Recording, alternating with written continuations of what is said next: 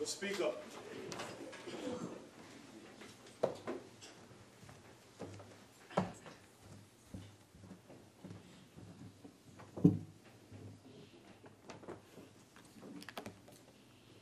Almighty God, we give thanks to you, the Creator of the universe, and humbly beseech you to direct and prosper the deliberations of the members of this house here assembled, for the advancement of your glory and the trust and welfare of the people of Trinidad and Tobago. Grant that peace and happiness, truth and justice may be established among us for all generations. Amen. Amen. Namaste.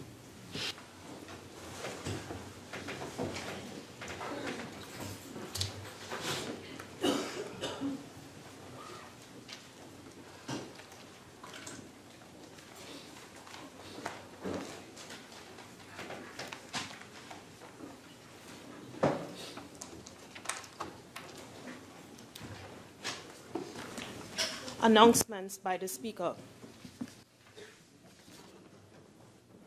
Honorable members, Mr. Prakash Ramada, MP, member for St. Augustine, has asked to be excused from today's sitting of the House. The leave which the member seeks is granted. Public business, government business, bills, second reading. Honorable members, the debate on the second reading of the following bill, which was in progress when the House adjourned on Monday, October 9th, 2017, will be resumed. A bill entitled An Act to Provide for the Service of Trinidad and Tobago for the financial year ending on the 30th day of September, 2018. Member for Point 410.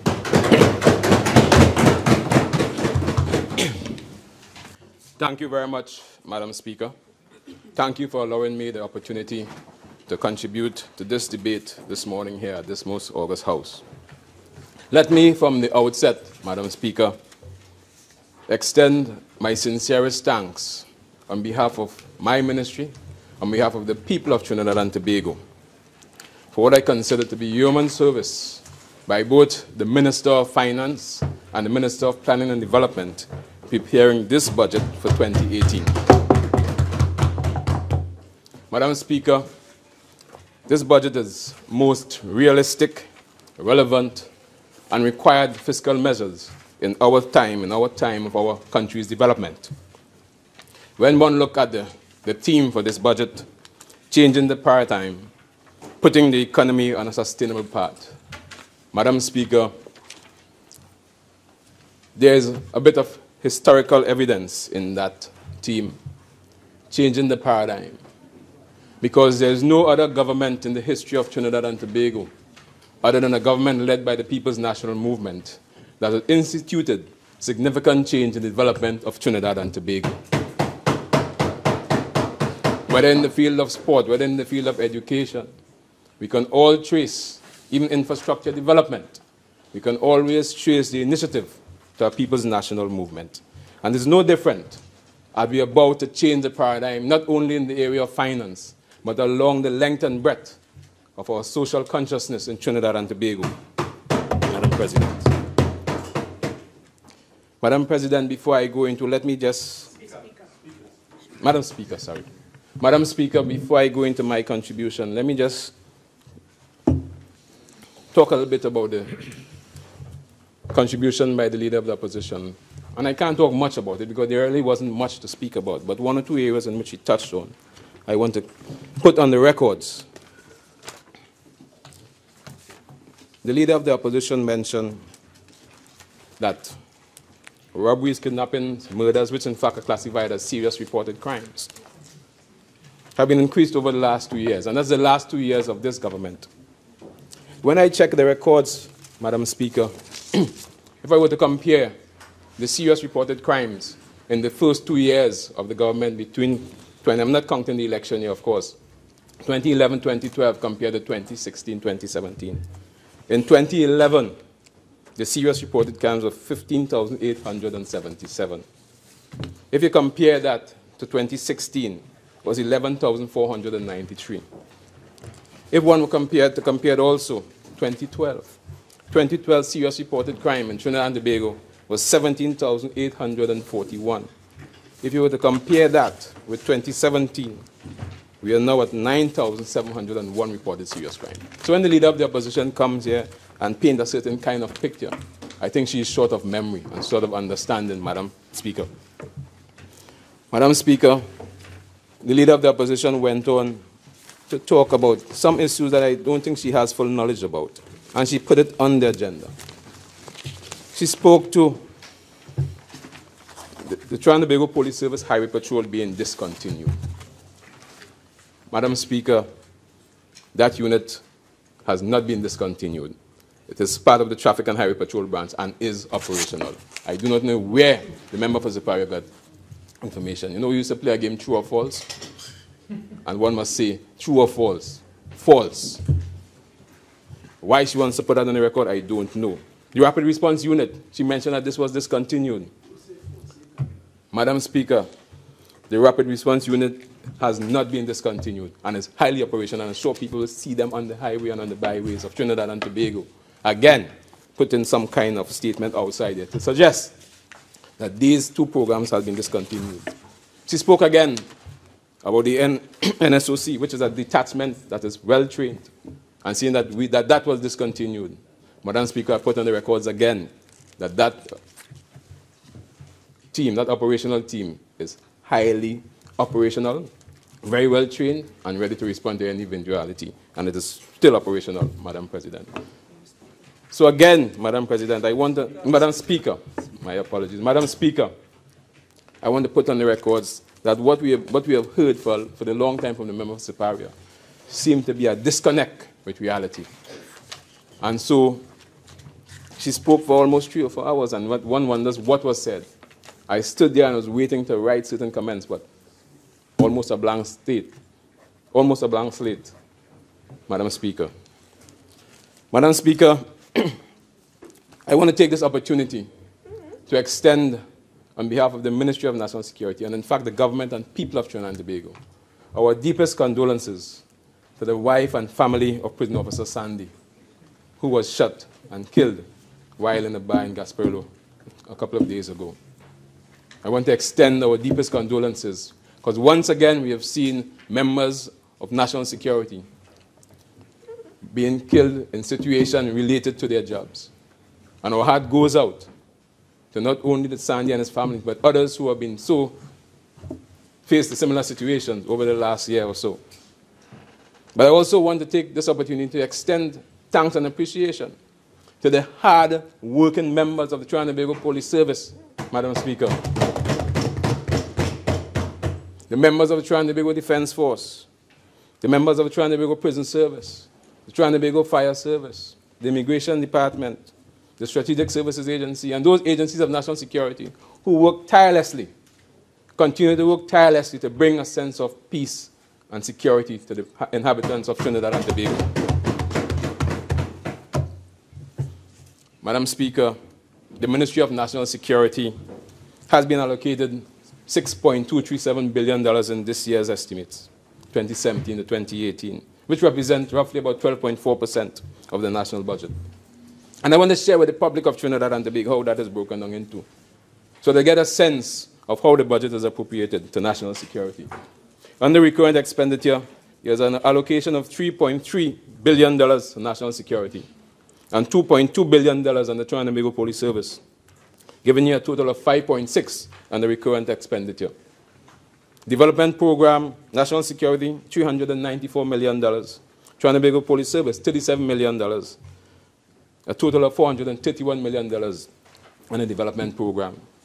And the Infrastructure Development Fund, $81 million on the national security, $57 million on the Trinidad and Tobago Police Service, a total of $138 million, representing a cumulative total of $6.2 billion for national security, Madam Speaker. That is a drop. It's a drop of about $2 billion from last year's estimate. And we in national security fully understand the economic situation that we're in. Not only Trinidad and Tobago, but the entire world. And while we will continue to ensure that the agencies of national security are not wanted for issues of finance to do their job effectively and efficiently, we understand that we have to cut and contrive. we understand in national security that we have to adjust. We have to get value for money. We have to be able to understand that there's always a gap between strategy and resources, and therefore we have to prioritize. And so we must, notwithstanding the decrease in expenditure and allocation, we in national security are prepared to do what we could, the best that we can, with what we have been allocated, Madam Speaker. Madam Speaker, the world we live in today is one that is defined by situations that has taken place in Las Vegas recently, in Spain, in the United Kingdom, in France, in Africa. It's a world that is characterized by transnational organized crime, with drugs and guns and ammunition, kidnapping, terrorism. We are no different in Trinidad and Tobago. We're no different in the region. We suffer the same kind of security characteristics like most countries of the world. We are faced with a similar kind of situation. When we look in the region we have seen an increase in criminality. We have seen an increase in the aspects of guns and drugs and ammunition. In Jamaica right now, Madam Speaker, the murder rate is over 900. We have seen an increase in St. Kitts. We have seen an increase in Barbados, in Antigua, in a number of different countries throughout the world, throughout the region. Trinidad and Tobago is no different. One thing for sure, Madam Speaker, is that there's no quick fix to this situation. There is no quick fix for this situation. It's one in which we have to understand the phenomenon of crime and criminality and understand that each and every one of us has a role to play. We must, if we are to treat with these issues, Madam Speaker. Madam Speaker, reach a stage where we have to declare war. We have to declare war on criminality and criminal things in Trinidad and Tobago. Because we have seen that those elements who are going against us, they have weapons of war. We have seen assault rifles showing their faces. The police have been able to retrieve some of them. And therefore, I'm saying to the citizens of Trinidad and Tobago, and to the country as a whole, we have to declare war on those miscreants. We have to, Madam Speaker. And if we declare war, it means that we have a common enemy. And if we have a common enemy, ask those on the other side to understand that the enemy is also the enemy. There's also the enemy, Madam Speaker. And therefore, we ask them to support the measures that we have adopted to treat with it. Because if that is not their common enemy, then I suggest that they may be their friends. But I hope, Madam Speaker, I hope to a large extent that they also share that common enemy and join us and that the obstructionists, they ensure that they are part and parcel of the solution and not the problem, Madam Speaker. We don't want talk. We don't want talk. We want action, Madam Speaker. Let them be patriots. And you know something, Madam Speaker? Madam Speaker, time and time again I hear on the other side saying that we are patriots. We are patriots. Former Prime Minister of Britain, Margaret Thatcher, once said, if you are a lady and you have to keep telling people that you are a lady, then you are not. Because by your actions, you will know that you are a lady. Similarly, if you are a patriot, don't tell us that you are a patriot. Show us that you are a patriot. Show us that you are a patriot. Show us by your example. National Parade, Independence Parade. Not one. Memorial Parade. Not one. National event. Not one. Where's the patriotism? Vote in the parliament. To vote. Madam, patriotism is something that is deeper. It's a sense of understanding, a sense of belonging. You haven't heard one person on this side say they're patriot. You know why? Because we show it by our actions, by the way we talk, by the bills we bring to Parliament. We don't have to say it. The people of Trinidad and Tobago and see us and judge us accordingly, Madam Speaker. Madam Speaker, French philosopher Voltaire once said, in treating any phenomenon, you must first define it. And so I want to start by defining national security, because from that definition will flow the actions. National security is based on identification of the threats and issues faced by this country or any nation, Trinidad and Tobago. It is based on the government policies, strategies that are developed to treat those threats that have been identified. And more importantly, Madam Speaker, it is about the people, the institutions, the finances, the techniques and the tactics that are placed together to treat those threats. That's the definition that we're talking about. It is coming down from that definition, Madam Speaker, that we treat with national security. Understanding that we have to identify the threat. Understanding that it's based on government policies and strategies. Understanding we have to put people, institutions, and finances together to treat with those threats. And so from that standpoint, Madam Speaker, the Ministry of National Security has been establishing a kind of strategic direction. And this is not new, you know. When one understands the philosophy of Genghis Khan, of Sun Tzu, of General Montgomery, of Bonaparte, General Patton, and so on, who went before us, they tell you that if you want sustainability, and this is what we're talking about, the theme of this budget is changing paradigm of sustainable development, a sustainable path. If we want sustainability in national security, it has to be based from a policy and strategy perspective. And so the Ministry of National Security, Madam Speaker, has been going along the sustainable path and developing the type of strategies, the type of policies that are required. And to this end, Madam Speaker, the Ministry of National Security has, in fact, developed a national security policy for the period 2018 to 2023, which is a statement of principles that establish a national understanding of the risk, the threats, and challenges to the security of the state and the public and personal safety. Madam Speaker, the purpose of this national security policy is to identify Trinidad and Tobago's national interests, its strategic priorities and goals, and prescribe how resources can be best allocated, especially in this economic time, to address these and related areas of national development. Madam Speaker, the national security policy has been completed and has been prepared for submission to the National Security Council, Madam Speaker. Along the same policy strategic lines, Madam Speaker, the Ministry is also in its final stage of development of a strategic plan. This is the Ministry's strategic plan for 2018-2023. This plan is anchored in Government's Vision 2030, and in particular the governance pillar. Madam Speaker, this is a whole of ministry approach, where every single individual in the ministry had a chance to contribute. Horizontal cut, vertical cut, length and breadth of the ministry, so that they have buy-in in what the ministry is about to do in this plan towards 2018 to 2023, Madam Speaker. Madam Speaker, this plan, the key areas of focus of the ministry's strategic plan, first and foremost is crime prevention and reduction, stakeholder collaboration and partnership, governance, capacity and capability resource optimization, among others, Madam Speaker. This strategic plan, which is currently being finalized for submission for Cabinet, will be done before the end of this year, Madam Speaker. This plan also involves a 24-month operational plan, which will commence in 2018. And in drilling down from the ministry's strategic plan, the agencies of national security continue to drill from that, which is anchored in Vision 2030. So the Trinidad and Tobago Police Service has developed a strategic plan for the period 2017 to 2023, which focus initially on the period 2017 to 2019 for emphasis. This approach will allow the Trinidad and Tobago Police Service to effectively remain current and critical in the development of this country. It will provide a reliable roadmap for operational planning and performance management within the Trinidad and Tobago Police Service, to establish the basis for effective development and measurement of performance throughout the Trinidad and Tobago Police Service. The Trinidad and Tobago Defense Force, Madam Speaker, is also on board, drilling down again from the strategic perspective, drilling down from the policy perspective.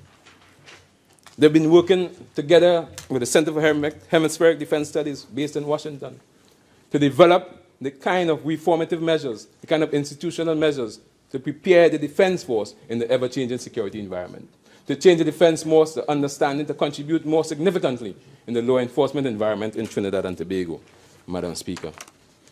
Madam Speaker, those are just two of the agencies who are along the policy strategy framework.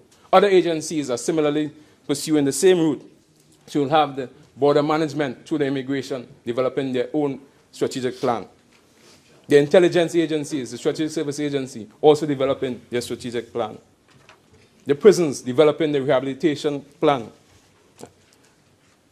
The ODPM developing the disaster plan. So you see, Madam Speaker, there's a connection based on the overarching Vision 2030 to the National Security Framework, strategic plan, and drill down to the police, law enforcement plan, the defense and security plan, the border management plan. And this is what you call sustainability, Madam Speaker. This is not a hit and miss. So that when you develop those kind of initiatives, you would find that anything can last very long as not a hit and miss, not ad hoc in terms of arrangements or response, Madam Speaker. Madam Speaker, the Ministry of National Security continues to work with the Office of the Attorney General and Legal Affairs, because we understand quite fully that we can't do things operationally when we deal in the fight of crime and criminality in Trinidad and Tobago. There must be a legislative framework with which we operate, and it must work in tandem And so the Attorney General and myself, and both ministries, have been working assiduously together to treat with the issues. We are on the same train. We probably in separate carriages, but heading in the same direction. One carriage is legislation, one carriage is operation. But we are on the same train. Just a small example of this government working together, Madam Speaker. Madam Speaker, I will touch on some of the issues, but I know the Attorney General will definitely be at length in his contribution. But just by example, I'll touch on some of the bills that have been brought to this House that works with a nexus with us in the operational environment and national security.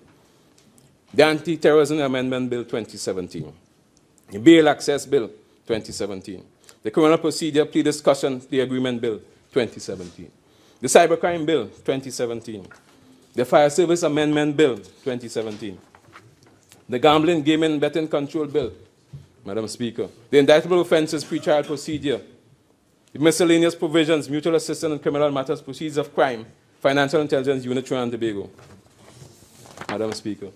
Miscellaneous Provisions, Judge Alone Bill, 2017. The Motor Vehicles Road Traffic Amendment Bill, Madam Speaker. Strategic Services Amendment Bill.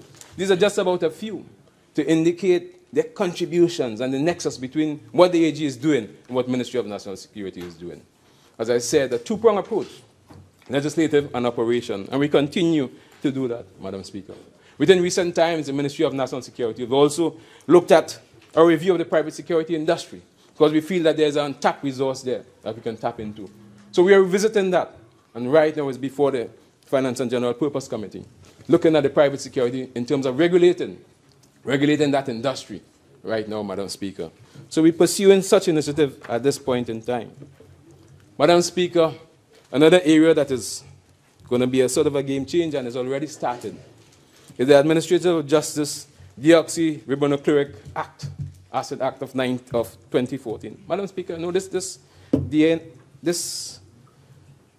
was passed in 2012 with subsequent amendment in 2014. After that, nothing happened, Madam Speaker. 2014, 2015, 2016, nothing happened. It was this government, Madam Speaker, this government which commenced the operationalization of this act. This government that did this, Madam Speaker. We are a government of action. We are not a government of talk.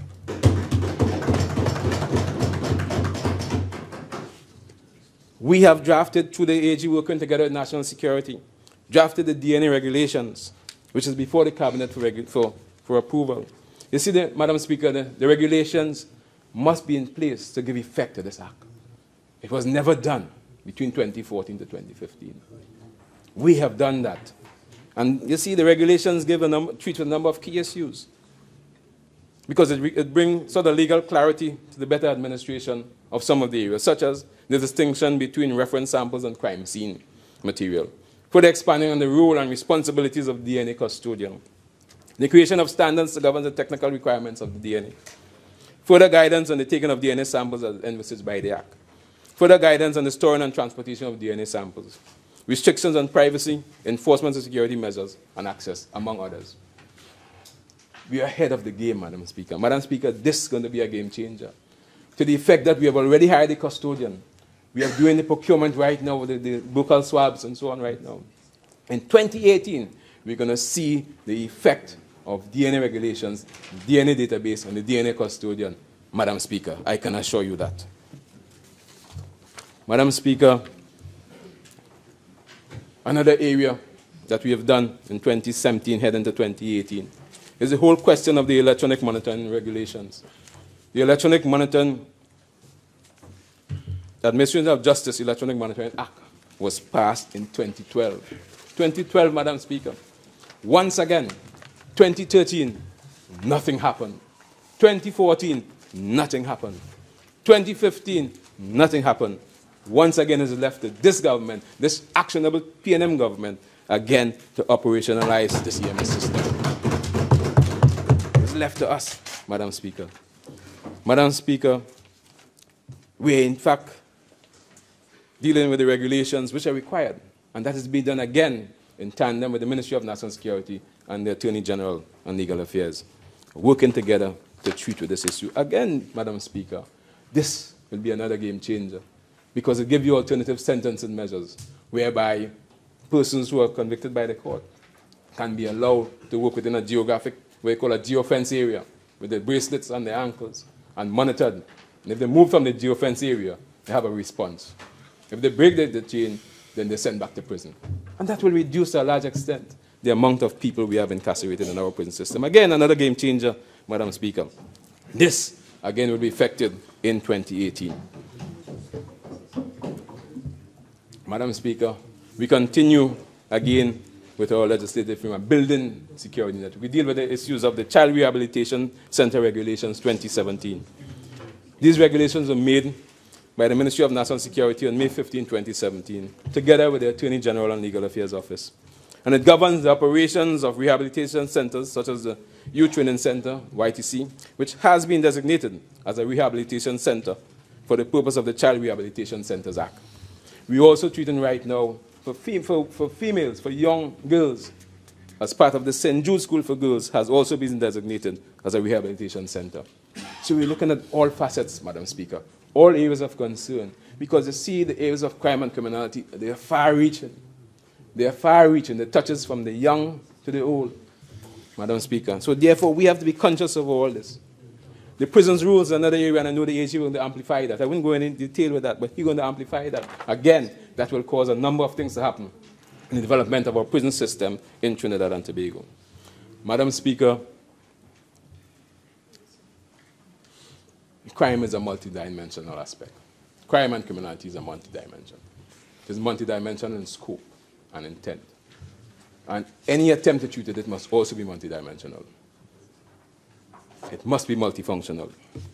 Madam Speaker, we continue here to treat with the issues of crime. And so we can't do it alone. So we employ international agencies to assist us. Countries that have been working alongside with us: United States, Canada, United Kingdom, Japan, Mexico. In our region, we have been speaking to Colombia, to Venezuela, to Chile. And this government has, in fact, established itself so there's a good rapport between us and the international community, something that was lost in the last administration, Madam Speaker. Something that was lost. Even regionally, it was lost to us when we insulted our CARICOM partners. We have reestablished our international connections. We have reestablished international ties to treat with issues of crime and criminality that surrounds all of us, whether Trinidad and Tobago, United States, or Canada. So we deal in that, getting exchanges, not in terms of best practices, but also in terms of training opportunities and exposure to the issues that confront us. We'll continue to do so, Madam Speaker. Madam Speaker, in the national security, we continue to look at areas that are focused. One such area is, in fact, strengthening our border management system, enhancing law enforcement readiness and capabilities, establishing strong strategic direction, strengthening the legal and regulatory framework, building critical partnerships, as mentioned earlier. When we look at what's happening in our country today, Madam Speaker, there's a whole question of our value system being lost, our value system being denigrated. I remember as a young boy, if there was a death in the country, and I grew up in Point Fortin area, if there was a death, whether by accident or otherwise, explosion or otherwise, the first thing that used to happen, Madam Speaker, you go to the nearest house and you get a white sheet and you cover that dead body. Now what is happening, the first thing that happens is you're pulling out your cell phone and you're taking a picture and put it on the media. There's no respect.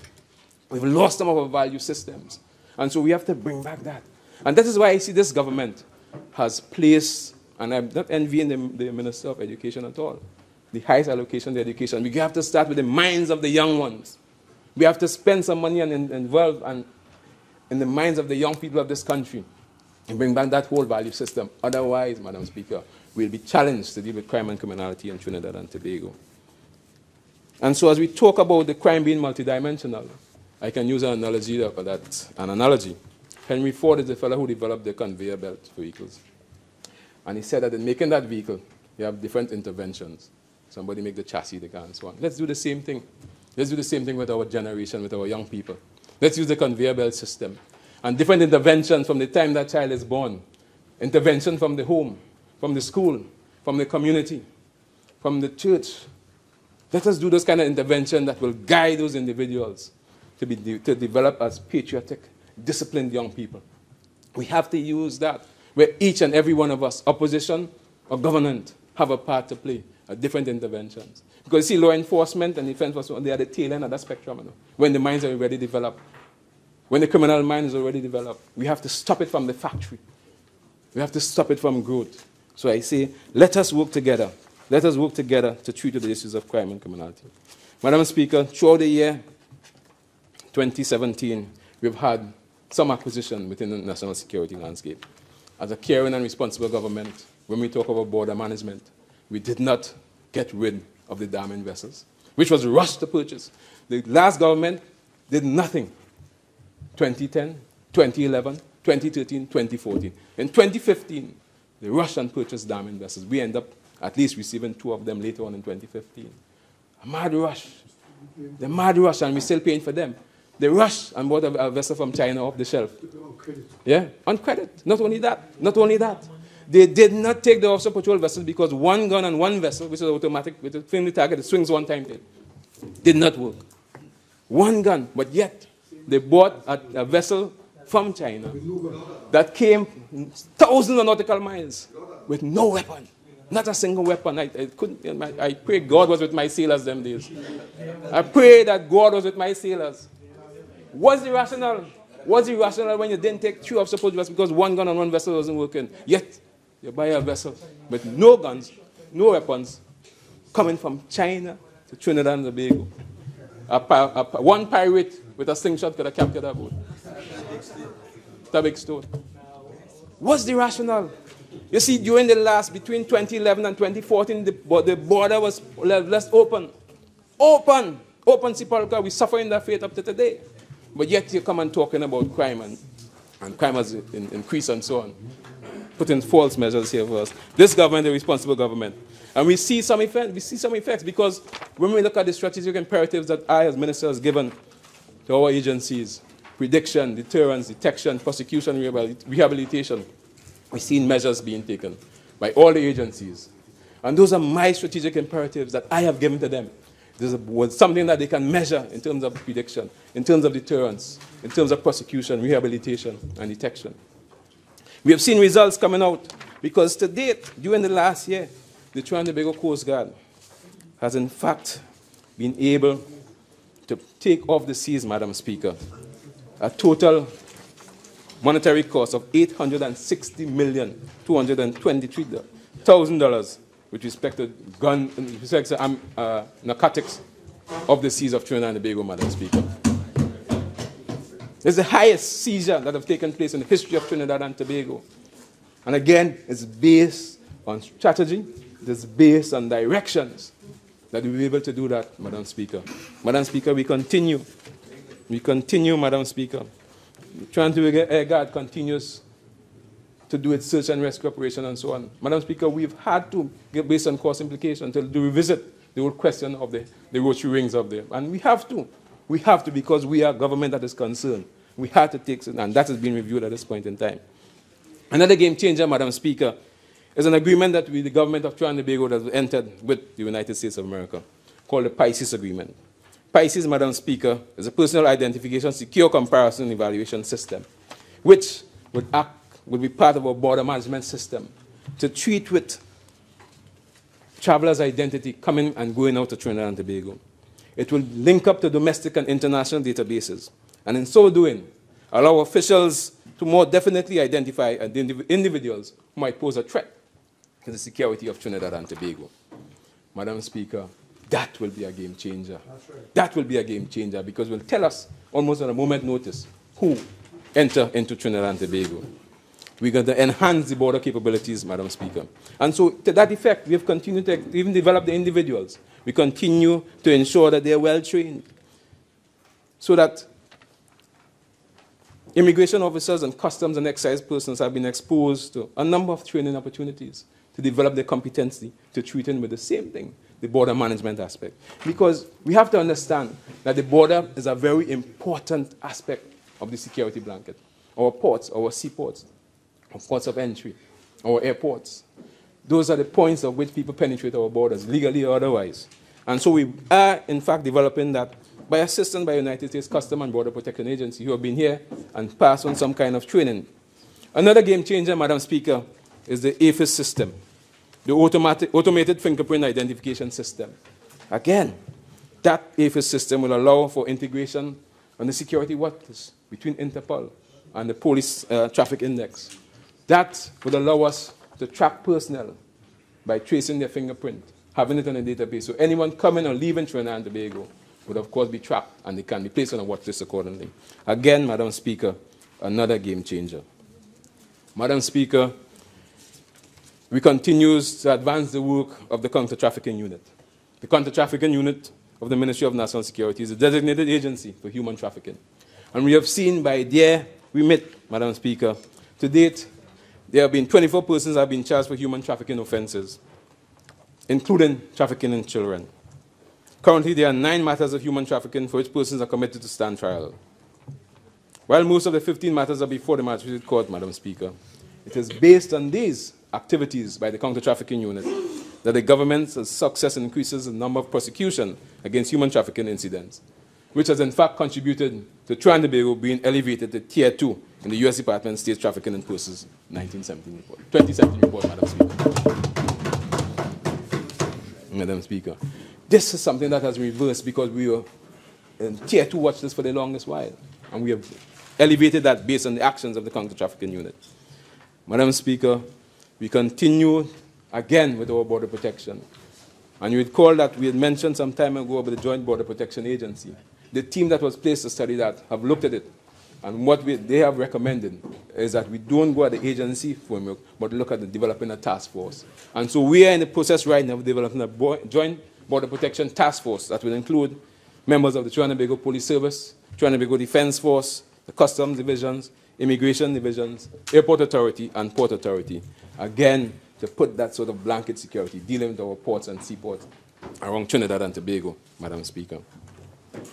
Madam Speaker, we continue to develop the capabilities and capacities of the agencies of national security. The Forensic Science Center, Madam Speaker, was recently exposed to firearms forensic ballistic training to deal again with the whole issue of firearms. As we know, firearms are weapons of choice, and therefore we have to use technology to treat the detection. We have to use technology to treat with dealing with the issues of firearm committed offenses. And so the Forensic Science Center has been instrumental in developing that capacity by assistance by the United Nations Regional Center for Peace and Disarmament, UNRELEC, within recent times. Madam Speaker, we continue to develop the prison service by developing the capacity. We have had personnel at a senior level exposed to a 1-month training in Kingston, Canada, where 9 senior officers benefited from the training Operation Management System of Correctional Service of Canada, with a view to implementing some of their initiatives. Because as we move to correction philosophy, therefore we use Canada, who have had that experience, to engage with us. To that effect, Madam Speaker, a charter of commitments will be signed between the Trinidad and Tobago Prison Service and the Correctional Service of Canada tomorrow, October 11th, Madam Speaker. That's to show you that this government is one that looks at best practice, including to improve our prison management system. Madam Speaker, that charter would allow us to develop offender intake and case management framework, develop actual tools and offender classification system, develop correctional programs to address specific criminogenic issues such as substance abuse, violence, sex offending, etc. Share research with us and Canadians, program delivery of officer training, and of course education training, among others, Madam Speaker. Madam Speaker, we also involve our prison officers were exposed to what you call mock prison riot training. To expose how do you treat with riot within prisons and so on. Another exposure to develop the capacity in case there's such an eventuality in Trinidad and Tobago. Madam Speaker, we have also increased the capacity in terms of crime scene investigators. This year, Cabinet approved an additional 60 crime scene investigators, bringing it to a total of 75 to deal with the police service, Madam Speaker. You see, going back to my definition, Madam Speaker, the ministry and the government is about policy strategy. The opposition keep talking about where is the plan. The anti-crime plan is the remit of the Commissioner of Police, based on the policies and strategies of the government, Madam Speaker. The ministers don't make anti-crime plan. The ministers give the policies and the strategies based on the government remit. And the Commissioner of Police deals with that, supported by the Defense Force. Madam Speaker, we have also seen an increase, or in fact an allocation, for the acquisition of modern digital public safety communication system for Trinidad and Tobago Police Service, moving from the to digital radio across the board, across national security, including the Trinidad Police Service. Updated technology that allow communication across all platforms, Madam Speaker. The introduction of the video conferencing center, Madam Speaker, it's about 70–75% completed at Golden Grove. While there's been slowness in that project, we're trying to speed up that process so by 2018, that video conferencing center will be ready and operating. Again, it will change the way we do business. Again, a paradigm shift, Madam Speaker, in keeping with the theme, a paradigm shift in the way prisoners attend courts throughout the length and breadth of Trinidad and Tobago. Our Manpower Audit Committee continues to work assiduously, Madam Speaker, and expected that they deliver that report to the government of Trinidad and Tobago by the end of this year, Madam Speaker. Madam Speaker, the government continues to provide an enabling environment. We continue to provide an enabling environment to Trinidad and Tobago Police Service, the Defense Force, and other agencies. To this remit, Madam Speaker, we have completed 3 police stations were opened in this year: St. Joseph, Marcus St. Joseph, and Besson Street. And ongoing, Madam Speaker, Old Grange, Roxborough, Sinclair, and Caranage for this fiscal year. Continue to do improvement works, Madam Speaker. We continue to do improvement works throughout the length and breadth of the police throughout Trinidad and Tobago, Madam Speaker, to ensure that they have the necessary environment to work effectively and efficiently. Trinidad and Tobago Fire Service. Construction of the penal fire station is earmarked to be completed this year. Design for the Aruca Fire Station was completed and again due to start in next fiscal year 2018. The Point 14 Fire Station, one that is dear to my heart, Madam Speaker, is also earmarked as we do land acquisition to start the design for that fire station, Madam Speaker. The Roxborough Fire Station and the Crown Point Fire Station are also there, Madam Speaker, earmarked for this year. Madam Speaker, upgrading of the electrical and mechanical systems at Remania at Golden Grove at a cost of $53.6 million has been passed by Cabinet and is due to kick off in the next fiscal year, Madam Speaker. Again, changing that age-old structure that we know that was there in the days of the airmen after World War II. The government has decided to put some money into that to deal with the overcrowding, which again has an effect on crime and criminality in Trinidad and Tobago, Madam Speaker. We continue to work at the maximum security prison. The Defense Force, Madam Speaker, construction of the Army Learning Center training building is one of the priority areas that would allow for training of individuals within the Defense Force to develop the capacity to do their job effectively and efficiently, especially in the changing environment and law enforcement support, Madam Speaker. The Immigration Division have moved to the 10-story building located in Richmond Street, and therefore they too are in the process of moving the passport sent from Frederick Street into that new building, again to create the kind of space to treat the citizens of Trinidad and Tobago in an expeditious manner. Madam Speaker, we continue to develop and provide the wherewithal for our agencies of national security to do their job effectively and efficiently. We continue to strengthen the disaster management framework. And again, at this point, I want to extend on the behalf of the government, the effort and the hard work done by members of the Defense Force, NHSL, Caribbean Airlines, and ODPM in the relief efforts to Dominica, Madam Speaker.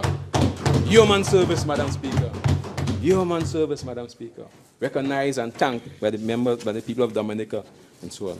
Madam Speaker, we continue to strengthen that area. Continue to strengthen the national response to terrorism by exposing our teams, our elite teams, and so on, to cross-sectional training, to training and exposure by our international partners. Develop the capacity to treat the eventually with respect to response to terrorism. We continue to build, Madam Speaker. You have seen recently that the police had a pilot project on body-worn cameras. By all reports, the Commissioner is quite pleased with what is happening, and I'm sure that that's going to be extended in the next fiscal year. We're also in the procurement right now for additional speed guns, Madam Speaker. That too, well again, those are game changers we're looking at. They're in the process of procuring additional speed guns right now. And as far as I understand, I think some of them have already arrived in the country. Again, you're going to see some game-changing attitudes and behavior in Trinidad and Tobago. That's what I'm talking about. Yes, yes, right. So that those are things that are going to happen, Madam Speaker, in the national security environment for this year. Madam Speaker, we're going to see the increase of the complement of municipal police that was promised. Recruitment has already taken. Almost 4,000 applicants for those jobs. About 130 were shortlisted. And they're in the process of being vetted and evaluated and commence training soon, Madam Speaker. That, again, would allow us to treat the issues that confront us. Madam Speaker, we continue, if we look at the police service reports for 2017, crime fell, in terms of reported serious crime, it fell slightly to 11,568 compared to 2016. So there has been a drastic, there is a reduction in terms of serious crimes. But that is not something that we hit our chest on, because we're still grappling with the murder rate, which is the barometer by which we measure. And we continue to treat with those, Madam Speaker, effectively and efficiently. Put in all the resources that we can put in our economic situation to treat with that, Madam Speaker. Madam Speaker, we continue with our firearm violence reduction strategy. And to date, the Trinidad and Tobago Police Service has removed 573 weapons off the street of Trinidad and Tobago. Last year, we did a total of 765. We continue to aggressively pursue that, Madam Speaker. Drug seizures by Trinidad and Tobago Police Service has continued effectively and efficiently, Madam Speaker. Madam Speaker, we are continuing with all the agencies of national security. Madam Speaker, I want to go quickly to some new initiatives. And this is not all, but two are going to be mentioning right now, Madam Speaker. New initiatives, Madam Speaker, to treat with crime and criminality. Madam Speaker, one of such initiatives is what has been referred to in the budget statement, the National Crime Prevention Program, Madam Speaker. Madam Speaker, the National Crime Prevention Program is a different way of looking at crime and criminality in Trinidad and Tobago. It is one in which will incorporate a multi-stakeholder environment, empowering the communities. It is based on a concept where the 14 corporations and Tobago Office of Assembly would be involved in treating with crime and criminal entities within their jurisdiction. Madam Speaker, there would be a system where there's an overarching body, which is an interministerial committee, consisting of representation from the Ministry of National Security, which is the chair, the Office of the Prime Minister, the Ministry of Rural Development and Local Government, the Ministry of Health, the Ministry of Education, the Ministry of Works and Transport, the Ministry of Public Utilities. Madam Speaker. Madam Speaker. Honourable Member for Point Fortin, your original speaking time is now spent. You're entitled to 10 more minutes if you wish to avail yourself. Please proceed. Thank you very much, Madam Speaker. Madam Speaker, the NCPP, as it is referred to, would empower the communities to bring to the fore issues that affect them with respect to crime and criminality at the municipal level, at the corporation level, and the Tobago House of Assembly level. Because at those levels, you have what you call community crime councils. They would report by way of facilitators into the interministerial team. So the issues that cannot be handled at those levels will be brought to the various agencies of national security, Madam Security. The interministerial committee that will bring a certain kind of remedy. Madam Speaker, for instance, one might be one of a social development intervention. It might be one of a sport and youth affairs intervention. It might be a public utilities intervention.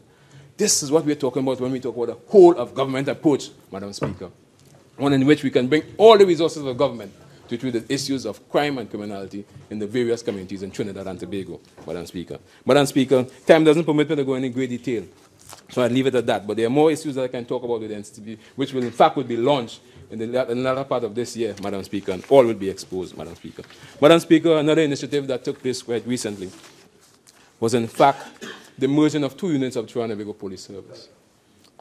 Madam Speaker, the Trinidad and Tobago Police Service through the Commissioner of Police, based on our discussion, and the Minister only gives strategic directions. That's what the Minister is there to do. And based on our discourse and based on my strategic direction, he has in fact initiated a new unit, the Organized Crime and Intelligence Unit, Trinidad and Tobago Police Service, by merging the Criminal Gang and Intelligence Unit and the OCFNB, Madam Speaker, Organized Crime, Narcotics and Firearm Bureau Unit. He merged this unit to form the Organized Crime Intelligence. What that unit is all about, Madam Speaker, is a dedicated, specially trained unit that will deal with prime targets in Trinidad and Tobago. Madam Speaker, that unit is up and running, and we're going to see a difference. We will see a difference, Madam Speaker, in the next couple of months. Madam Speaker, as we continue, Madam Speaker, we are also looking at technology. And we've done a pilot project in respect of using drones technology in Trinidad and Tobago. The police service has just initiated that. Right now, we have established a new team across the length and breadth of national security. Look and see how we can use drone technology across the length and breadth. The police service has already started, Madam Speaker, and they're using that pilot project to give us the kind of report. We have to use technology in today's world to treat the issues of crime and criminality, Madam Speaker. Madam Speaker, the government of Trinidad and Tobago will continue to invest. We'll continue to invest because we have to invest in security, notwithstanding our economic climate, economic situations. We will continue to invest to support law enforcement agencies in the fight against crime and criminality. We'll give them the necessary resources to do their job effectively and efficiently, Madam Speaker. Madam Speaker, this government is one that is conscious. This government is one that understands security. This is a government that will ensure that the people of Trinidad and Tobago be provided with a safe and secure environment to live. We're going to pull it back. It's only the murder rate, but we're going to pull that back, Madam Speaker, based on what we have done, a combination of efforts, from policy to strategy to plans, operationalization of the legislative framework. Madam Speaker, when we put it together, and they're coming together, As the Prime Minister said, 2018 is an implementation year, Madam Speaker. It's an implementation year, and therefore you're going to see the drive. Everything going to come to the fore in 2018, and we'll see the effect, Madam Speaker. Madam Speaker, as I continue, Madam Speaker, with the last minute, let me pay some homage to my constituency of Point Fortin, Madam Speaker.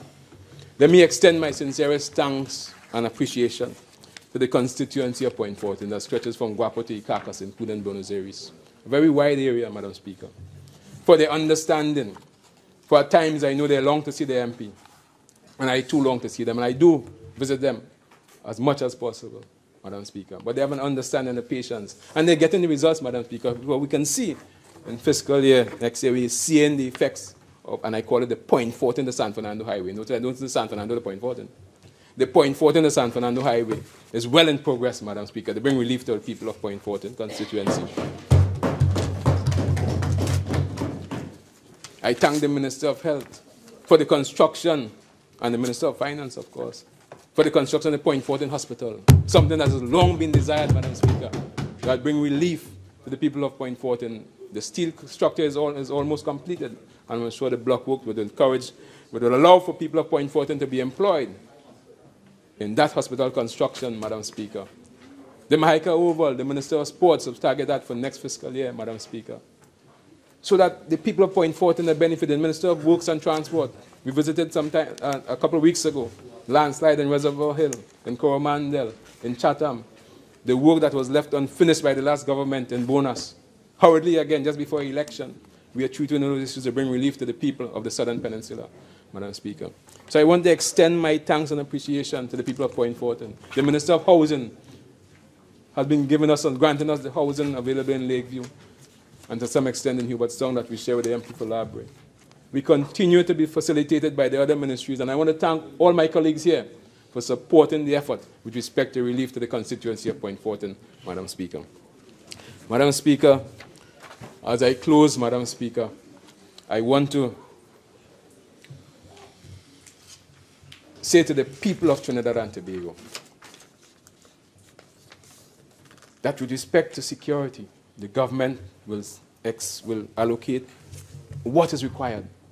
The Ministry of National Security is prepared to prioritize, to adjust, not to compromise security by any stretch of the imagination, but to ensure that we continue to do our job effectively and efficiently, to bring relief, to bring a sense of security to the people of Trinidad and Tobago. The members, the agencies of national security will continue to work assiduously, 24 hours a day. We'll continue to maintain the stability of Trinidad and Tobago. We'll bring the resources together. We're going to bring the technology together. We're going to, as I said, Madam Speaker, we are going to make a difference. We're going to bring all those game changers I mentioned to make a difference to this country in 2017. This government is one that is caring. This government is one that's responsible. This government is one that will ensure that we deal with the security issues paramount in treating the issues in Trinidad and Tobago, Madam Speaker. Madam Speaker, with that, I take my leave. Member for Naparima. Thank you very much, Madam Speaker.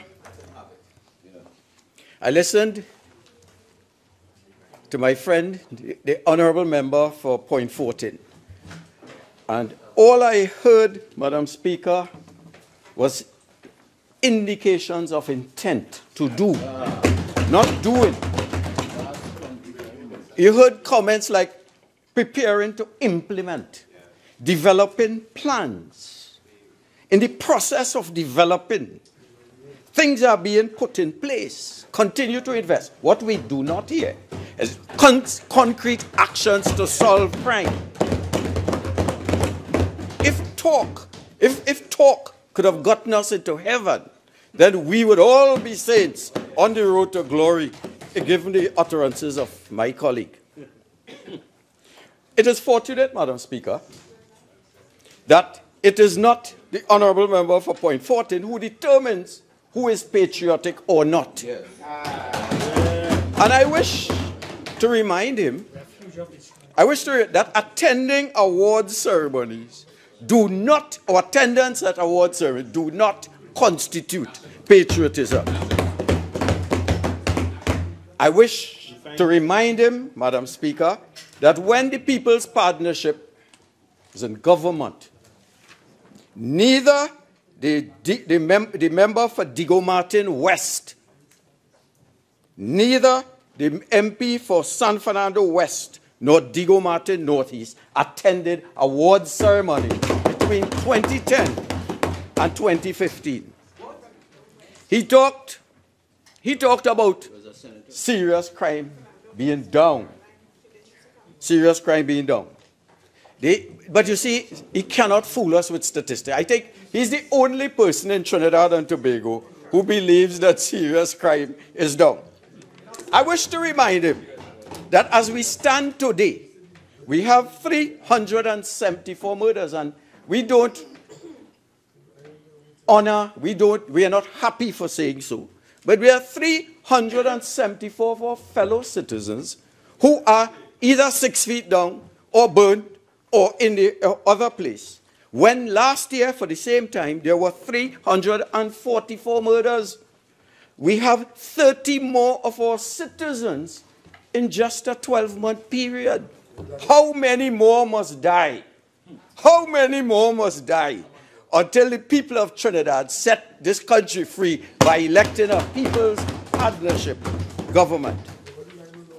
I wish to congratulate the political leader of the United National Congress for an excellent presentation. She spoke about this budget being bankrupt of ideas, bankrupt of vision, and it will lead to the bankruptcy and pauperization of us all. And I went into the dictionary to look for synonyms of bankrupt. And they all adequately describe this budget and the presentation of my colleague from Point 14. Bereft of ideas, bankrupt. Vacuous of thought. Devoid of vision. Completely lacking in financial and other acumen. Clueless, exhausted, wanting, inadequate, not up to the task. It indicates it at its wit's ends in terms of viable solutions. That is what we have been hearing in this budget presentation. I wish to deal with 3 myths before I get into my presentation. 3 myths of this government. 1, that we left the government without money. Myth number 1, Madam Speaker. If I only take the 1.5 billion from the Phoenix Park IPO, the 3.8 billion from the capital payments from TGU, the 0.5 billion dividend from NGC, if I take the heritage and stabilization funds of 5.6 billion, which works out to 37 billion TT, if I take the 12.6 billion which we left in net foreign exchange reserves, the US, the total in TT dollars is $128.65 billion. Madam Speaker, if we divide that by the population of 1.3 million, it means we left $100,000 per man, woman, and child in Trinidad and Tobago. And that excludes the $41 billion in revenues which they collected in 2016. Madam Speaker, when we came into government in 2010, the Heritage and Stabilization Fund was $3 billion. And when we left it, it was $5.6 billion. We increased it. US. They have not yet served 2 years. And the Heritage and Stabilization Fund is going down and down.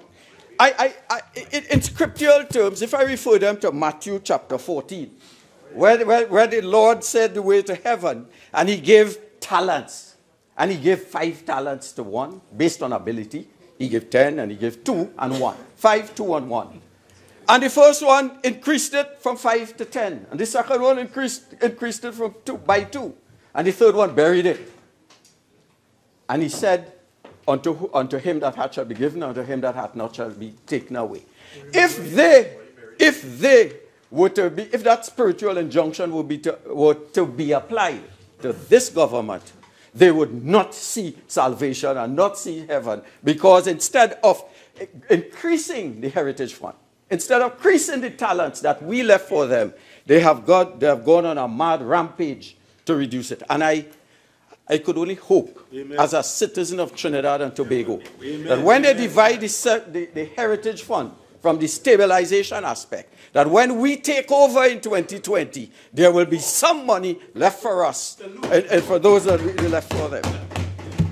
And I would like to talk to the Honorable Prime Minister, who seems to have a problem with information and data.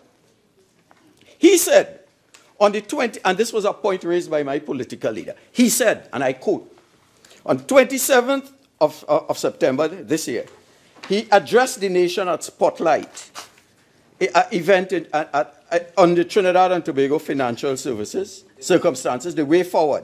He began with what he said was the basic facts. And I quote, he said, the Prime Minister, the Honorable Member for the Gomartin West, he said, after enjoying energy sector revenues, taxes, and royalties, they only received $1.6 billion in 2016 and $2.1 billion in 2017. My political leader indicated to him that that was not true, because when she looked at the review of the Economy 2017, page 26, Appendix 20, we saw that instead of the 1.6 which he said he received, he actually received $8.3 billion. And in 2017, he said he received $2.1 billion, but he actually received $9 billion. So he goes to Pigot's Corner and talks to 36 persons, including all the cabinet ministers on that side. And he says, I quote, I was talking about petroleum profit tax. I was not talking about all the revenue from the petroleum sector. And I'm saying, he said, after enjoying energy sector revenues, taxes and royalties, they only received 1.6. You can't change things in a matter of days, in a matter of months. Facts, Mr. Prime Minister, are stubborn things. They don't go away. Madam Speaker,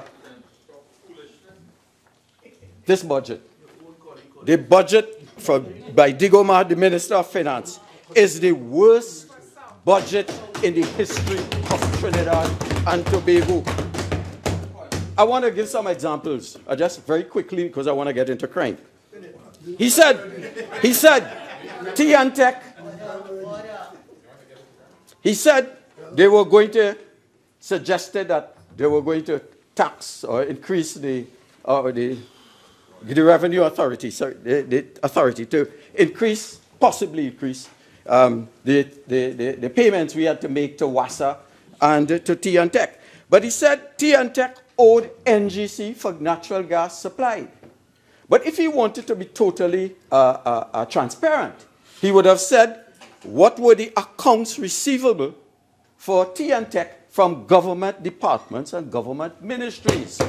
You see, you cannot owe Tech because you are bad pay government, and then say Tech is a failed state enterprise, and therefore we have to do things to increase the revenues, including taxing of the consumers.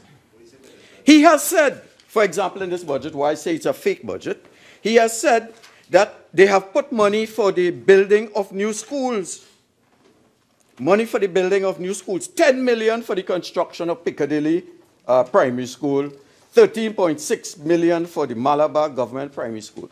But, Madam Speaker, they owe contractors in my constituency for the Reform Village Hindu School. They owe 10 million. They owe the contractor for the fully completed Reform Village Early Childhood Center and the Ben Lomond Early Childhood Centers. These are fully completed buildings. And if you go, Madam Speaker, it will hurt your heart to see vines growing on the buildings and Karaili and bushes growing on a structure that was paid for or constructed in the interest of the constituents of Naparima. So the question I'd ask, how can you owe money and then allocate money to build new structures? If I'm building a house and I owe money in the house, does it make sense to build 2 and 3 other houses or allocate money? When good sense would say that I deal with my current debts. Madam Speaker, this budget was the second reason why this budget is the worst ever, is because it's a regurgitation of past ideas. And I'll give you an example. In the PNM manifesto, they said that they would establish a joint border patrol agency. In their 2016 budget, they said they would move swiftly to establish a joint border patrol agency. In their 2017 budget, they said they were far advanced in establishing the joint border patrol agency. And the finance manager in this 2018 budget presentation said this PNM government has signed a memorandum of intent with the United States to establish a joint border patrol agency. You see why we do not trust them? They talk and they do not realize that that words have meaning, and words that you can test the words subsequently to see if effect was given to them. The Minister of Finance talked about transfer pricing. Right? We were told in the 2015 budget that they were going to secure a revenue base by dealing with the matter of transfer pricing from multinational corporations. In this budget, we are still in the process of establishing a mechanism to maximize revenues on the sale of LNG.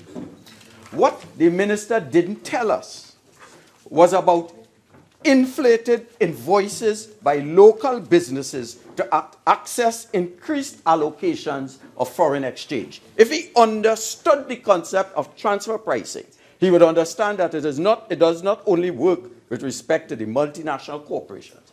It works with respect to local organizations that are over-invoicing and accessing our scarce foreign exchange. The third reason why this budget is a waste of time is because he took the Minister of Finance 23,700 words to say what could be said in 1 hour. 3 hours for what could be said in 1 hour. The President of the United States addresses the joint sessions of the Congress and Senate, and he talks about $1 trillion economy, and he speaks for 1 hour. Our Minister of Finance comes and talks about our economy, and he talks for 3 hours. I wish, Madam Speaker, that he would, and I would ask my friend, the former Minister of Tertiary Education, there's a book that we used in school many years ago, First Aid in English. By who? Angus MacGyver. And that had an excellent section on Précy. I will commend the Minister of Education. Make that book available to the Minister of Finance. Again, Madam Speaker, the budget lacks architecture. It is about arithmetic. I said this last year. It is about taking money from one space and putting it in another place. You have a deficit, and you pick money here, and you pick somebody's pocket there, and you get the money to satisfy the arithmetic requirement of the budget deficit. But he talks about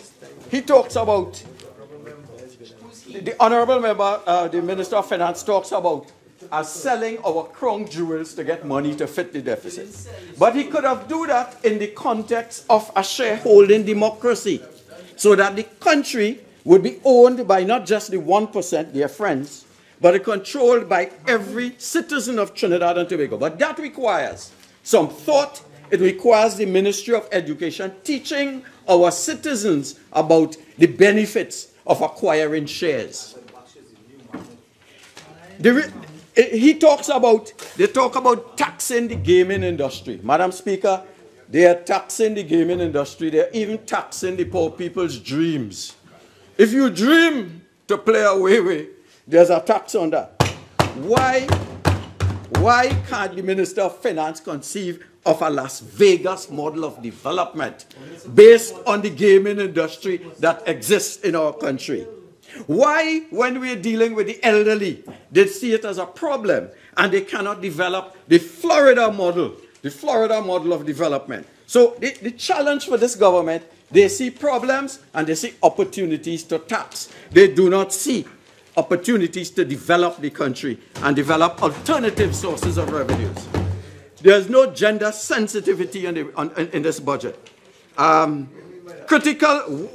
are critical to the development of our society, social equity and whatnot. But what is in place for women? All we see is taxes. They have to pay more for food, they have to pay more for transportation, etc. Nothing for the elderly, Madam Speaker. The Central Bank Economic Bulletin, September 2017, says that the senior citizens grant fell by 401.8 million when compared to the 10 months to July 2017 and 2016. In other words, whatever they may say, they have cut from the senior citizens grant 400 million. At a time, Madam Speaker, when life expectancy of our citizens is increasing. The average citizen now lives to 73 years as compared to 10 years ago when it was 67. We are seeing the murders of elderly citizens, Dr. Brodridge, Ms. Singh and Ms. Aheen. I don't want to call their names, but we are seeing how they are treated. There's nothing for the poor in this budget. We're burdened with diesel and super prices, taxes on lotto, as I say, taxing the poor man's dreams, property taxes to come, WASA and T&Tech to go up.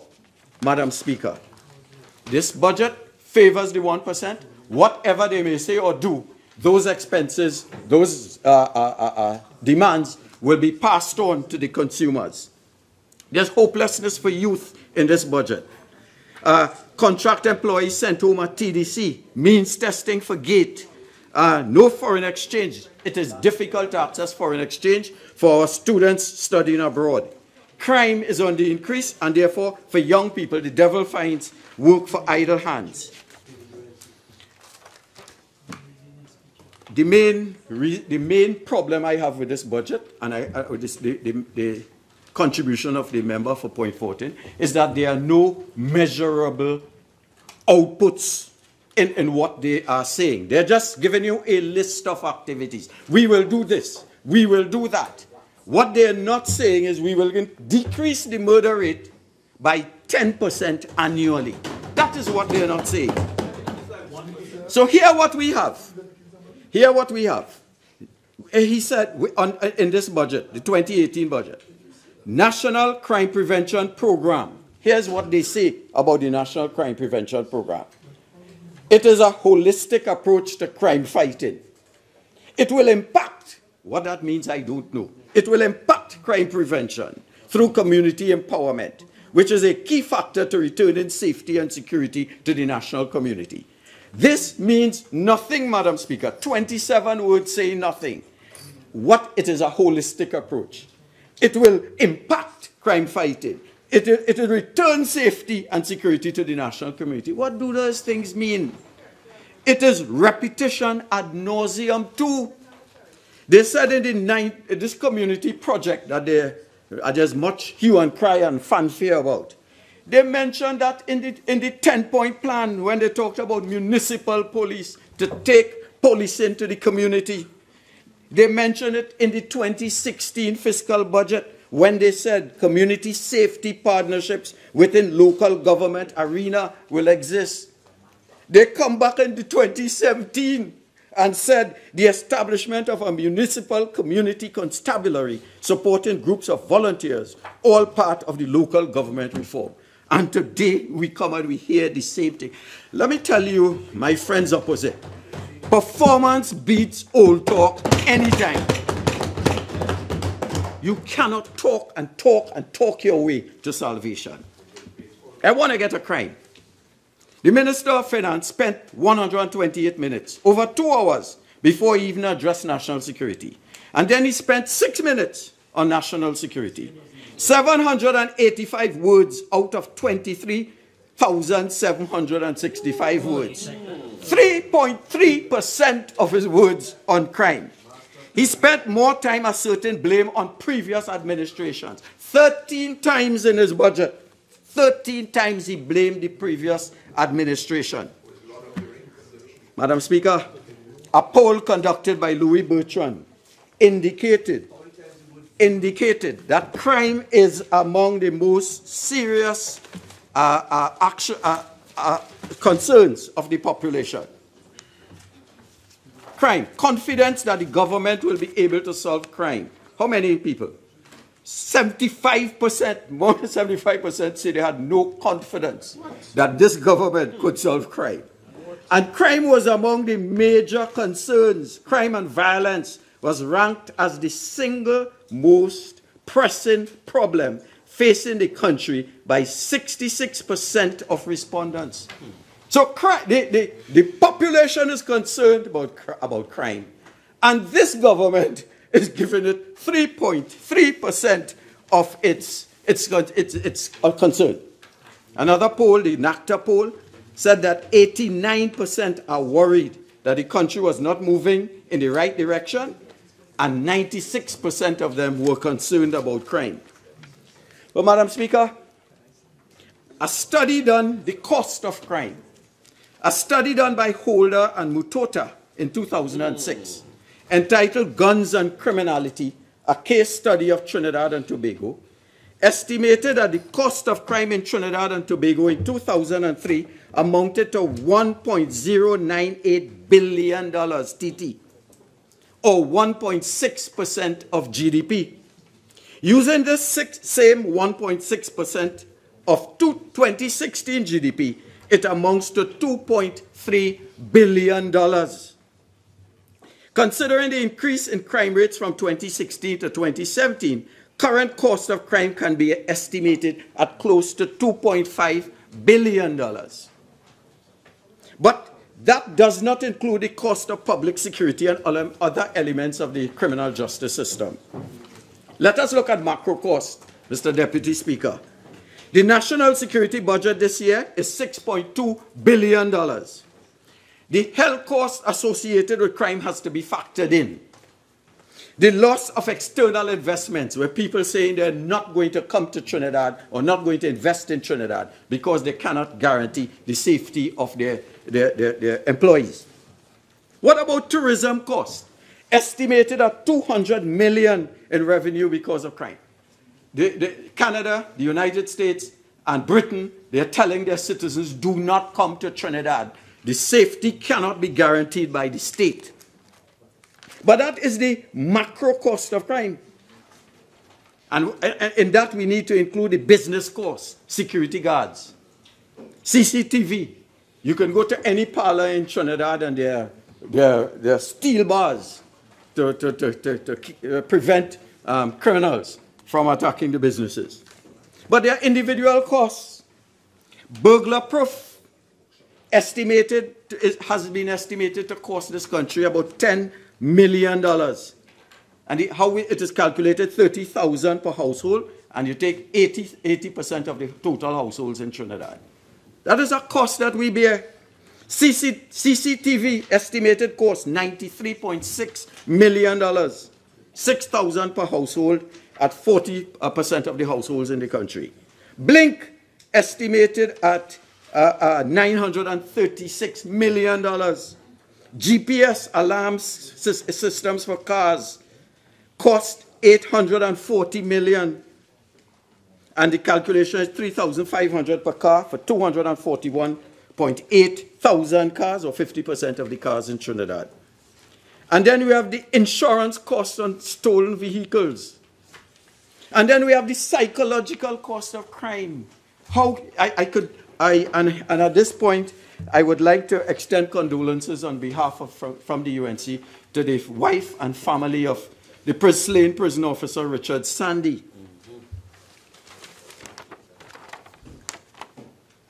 But the president of the Prison Association said, there is need for the state to take deliberate and decisive action to deter persons from threatening or killing law enforcement officials in this country. The source of your quote, please. The source. Oh, the source of the quote is the Trinidad Express, page 3, Monday 9, the 9th. And then we have the loss of breadwinners in homes. Significant cost. So when you total all these costs, some of them are one-time costs like burglar proofing, others are monthly costs like a Blink.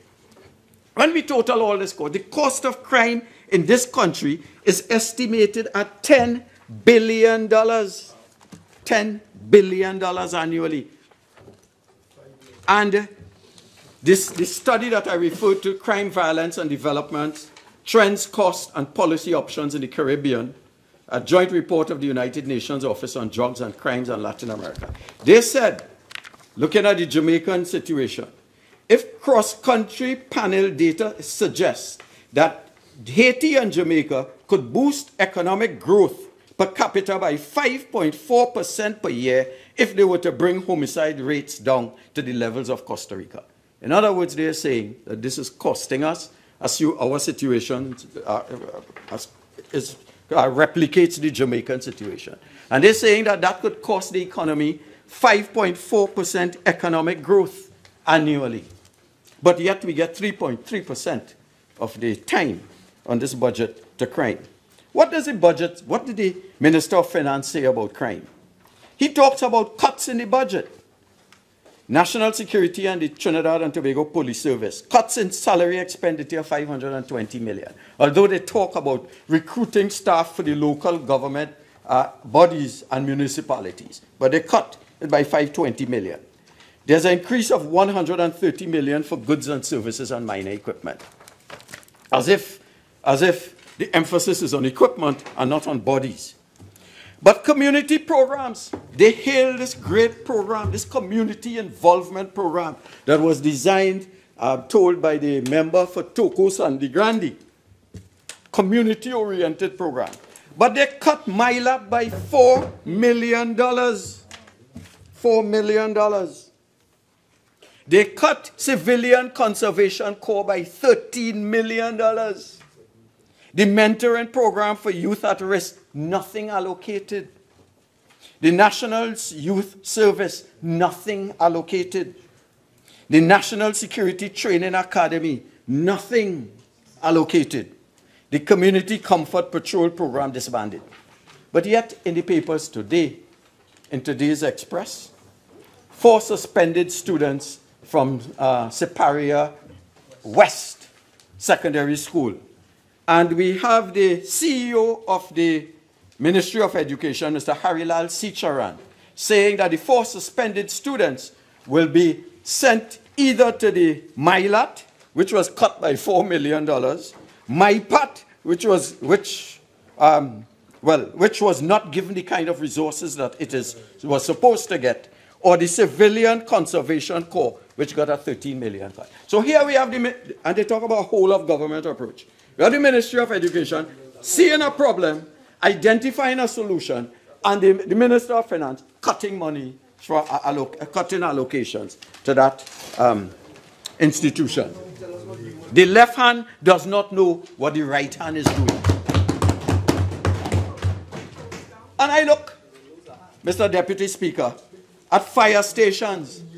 And in Tobago, they have allocated, there are 4 stations. Crown Point Fire Station, Scarborough Fire Station, Roxborough Fire Station, a new one to be built in Maria in Tobago, and Roxborough to be refurbished. I have no problems with Tobago. I wish they could get all that they require. But I am the representative and the MP for Naparima, and we are folks too. So in Naparima, we have no fire stations. We have to depend on the Princestown Fire Station that has not been refurbished in 50 years, Mr. Deputy Speaker. So that if there is a fire in Moruga, the Princestown appliance will take an hour and a half to get to Marak in Moruga. And the international benchmarks say that if you do not get there in 5 minutes, it is a waste of time. So we have a fire station in Princestown that's for decoration. One appliance to cover 55,000 persons. And Tobago has 4. And I say we're not jealous of Tobago. All we say, if you get 4, give us 2. Because we are people too. They talk about a whole of government approach to crime. And I want to show that there's not, they say that only in words, they don't mean it. How could the Ministry of Education, part of the problem with crime is our young men, that missing generation of men who end up in prison. We know about that problem. But we have an education system in which... Silence, please. Thank you very much. Thank you very much. We have an education system that in which women are outperforming the men significantly. And seeing that 90% of our criminals are men. In UWE's enrollment in 2015-2016, there were 63% females and 37% males. And a total enrollment on the campus of 16,320. The ratio of females to male, 2 to 1. If you want to solve crime, the Ministry of Education, as part of this whole of government approach, has to understand what the data is telling us. There is a problem in our education system that puts our men at a disadvantage. And if we do not deal with that problem, we will have brilliant women. In fact, Madam Speaker, I saw a brilliant woman from the powerful ladies of Trinidad and Tobago dealing with a powerful gentleman of Trinidad and Tobago, the Minister of Finance. And guess who won? And I could have said that from the data that the women are outperforming our men in our country. And we need to deal with that problem if we wish to deal with crime. What about the ambitious young persons, the flower of our nation, the people who my colleague from Chaguanas East educated significantly, and we are now reaping the rewards in the transparency, competitive analysis, the competitive analysis index. The GCI. Right. We are seeing these bright young children coming out and there's no hope, no job opportunities for them. Some with masters in all subjects, 10 O levels, 15 A levels, etc. And degrees, bachelors, masters, no jobs. And I want to draw attention to a significant problem in the education system that could give us problems down the line. When I went to school, the 1% went to school with us 99%. So when I went to Naparima College, there were always members of the 1% seated in the back. And we learned from each other. So now I could pick up the phone and call a member of the 1% and say, I have a problem, somebody needs a mattress or whatnot. And he would help because we went to school together. Guess what, Mr. Deputy Speaker? Right now, the 1% are being educated in schools in Trinidad that do not have a component of civics and patriotism to our country. I speak of the Maple Leaf School and the others. I looked at the curriculum. Of yeah, I'm not attacking the school. I'm just saying, Mr. Deputy Speaker, that we cannot have citizens of Trinidad and Tobago looking at attending schools in which the curriculum, they do not teach Trinidad history. They do not teach Trinidad history. That is a fact. They teach Canadian history and Canadian geography. There's no problems with Canadians learning Canadian geography. I have a problem with my citizens, my fellow citizens, learning Canadian history and Canadian geography at the expense of patriotism. That is patriotism, patriotism to our country. I wish to indicate, Mr. Deputy Speaker, under the Education Act 1966, the minister may make regulations for the control and management of private schools, and in particular in respect of the following matters. E, the suitability of the curriculum and courses and methods of instruction. The source is the Education Act, 1966. And I want to make it clear, I'm not against the Maple Leaf and the schools. That is their position. I am against my citizens getting a Canadian education and leaving to go to Guelph University or Miami, Florida Institute, and coming back to be our bosses and do not have a modicum of in their curriculum, patriotism for Trinidad and Tobago. I also want to make the point about the exam-oriented that we have, the exam-oriented curriculum. How could you? I went to Mausika Teachers College with the Minister of Education in 1968. And we learned that you do not have a... Each member of the House will have the opportunity to enter the debate when their time arrives. Right now, Naprima is on the floor, and I'd like to hear him, please. Naprima? You do not have a situation where you teach to the exams. What they told us that continuous education was a better means of incurring broader educational principles than one exam alone. In fact, we were told that people can teach to the exam. I taught at the primary, secondary, and tertiary level in Trinidad. And when you're teaching Trinidad, the students will ask, sir, is that coming for exam? And once you said it was not coming for exam, they did not learn it.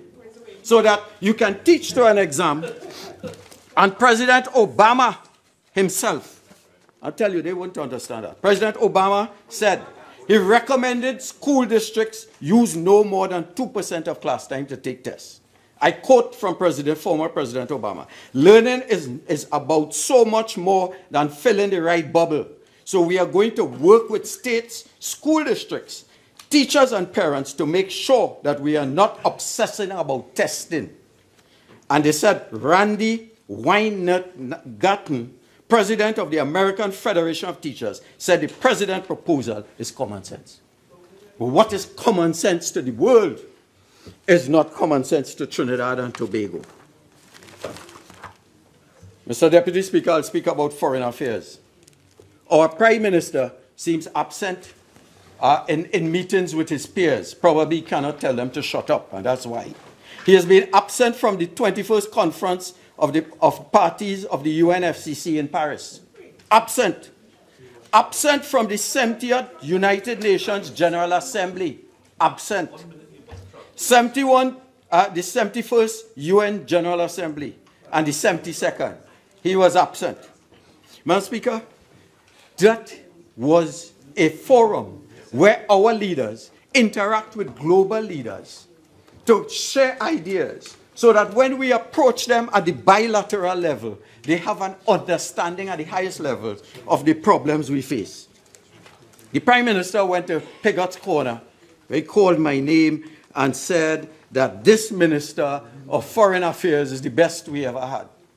Mr. Deputy Speaker, Mr. Speaker, Deputy Speaker, in 2013, the Prime Minister, the President of China, when he looked at the Western Hemisphere, Canada, the United States, Brazil, when he looked at the Western Hemisphere, he looked at Trinidad and Tobago under my leader, Kamla Prasad Sessa, and he saw a shining light on the hill, and he made it the first stop in the Western Hemisphere. And a week after, the Vice President Biden came to Trinidad. That was the level of respect that Trinidad and Tobago has. Last week, our foreign minister spoke to the General Assembly. 75% of the bed seats empty. Madam Speaker, how so far we have gone.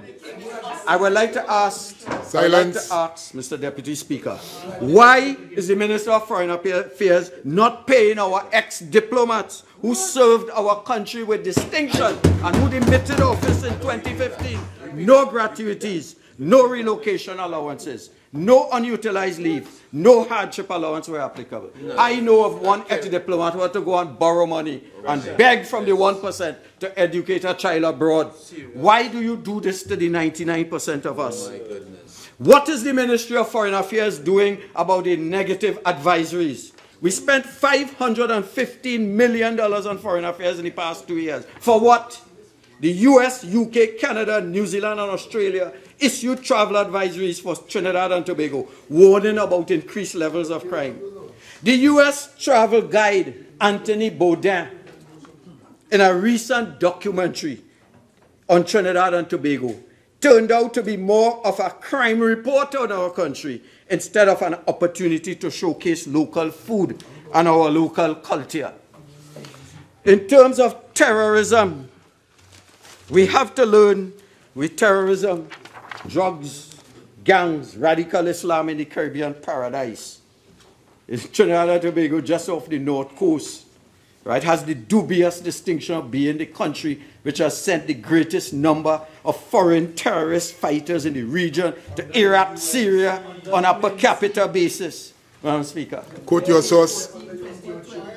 It is the crime report. It is the crime report.org. That's right. Drugs, gangs, radical Islam in paradise, 2017. July 2017. This is not under the People's Partnership. This is under the inept, clueless PNM. The date is the 12th of the 9th, 2017. Terrorism. And you know, we spend millions, hundreds of millions of dollars on the SSA. And we have to hear about crime in Trinidad from foreign media. We were told 2 weeks ago that when they captured one of the major cities in Syria, and they captured ISIS fighters, they found Trinidad and Tobago families among those that were ISIS fighters. We had to find that out from abroad, not from our SSA. I want to deal with Naparima.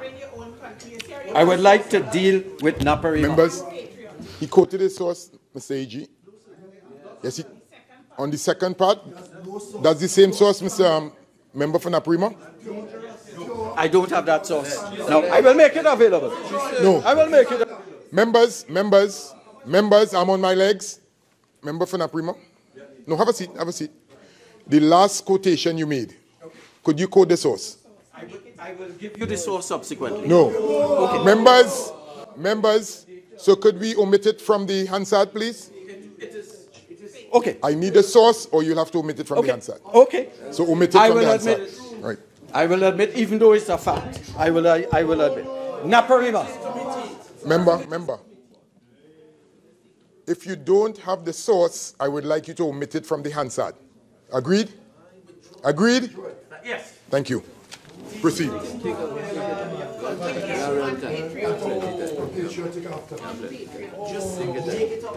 I will deal with Naparima.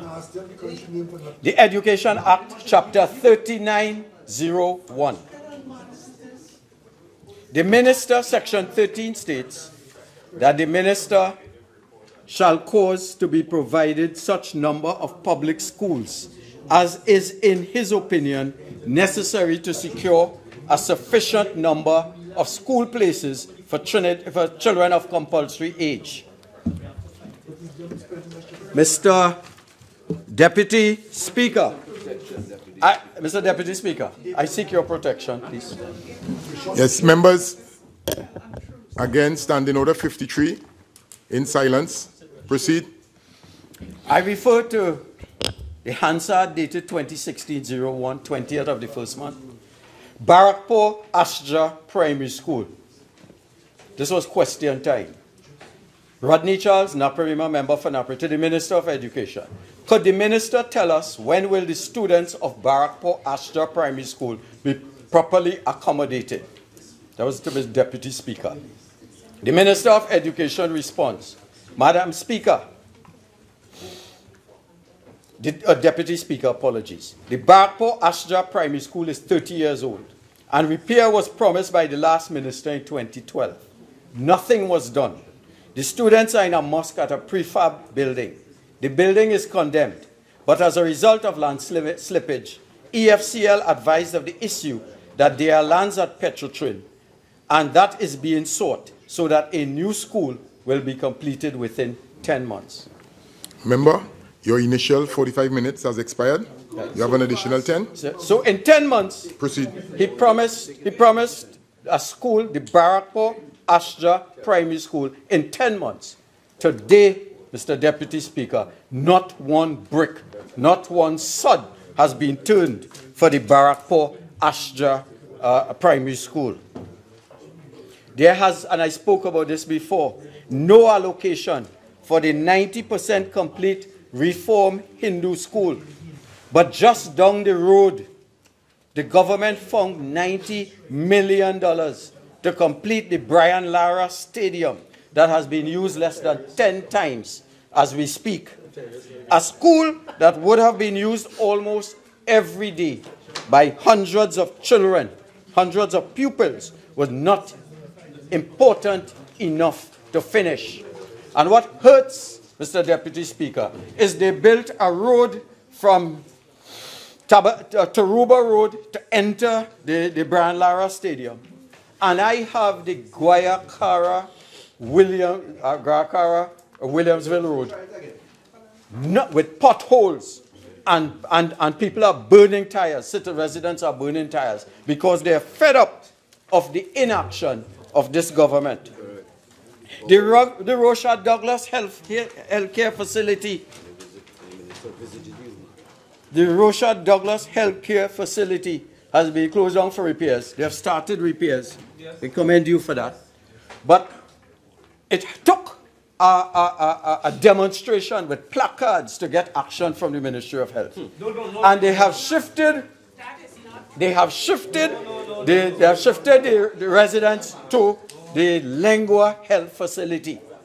And subsequently, after the demonstration, I have the dates of the letter. A letter was written indicating what action had taken, and action had been taken subsequent to the demonstration. That is a fact. They complain about CDAP drugs, the elderly, and my friend from Aruka Maloney says how she, the member for Aruka Maloney, she's so enamored with elderly people, and she cares about them, she cares about me because of my age. But at the same time, when you look at the inactions in terms of CDAP drugs, and you look at the cuts in the pensions, they really do not care by action. There are landslips, hundreds of landslips in my constituency.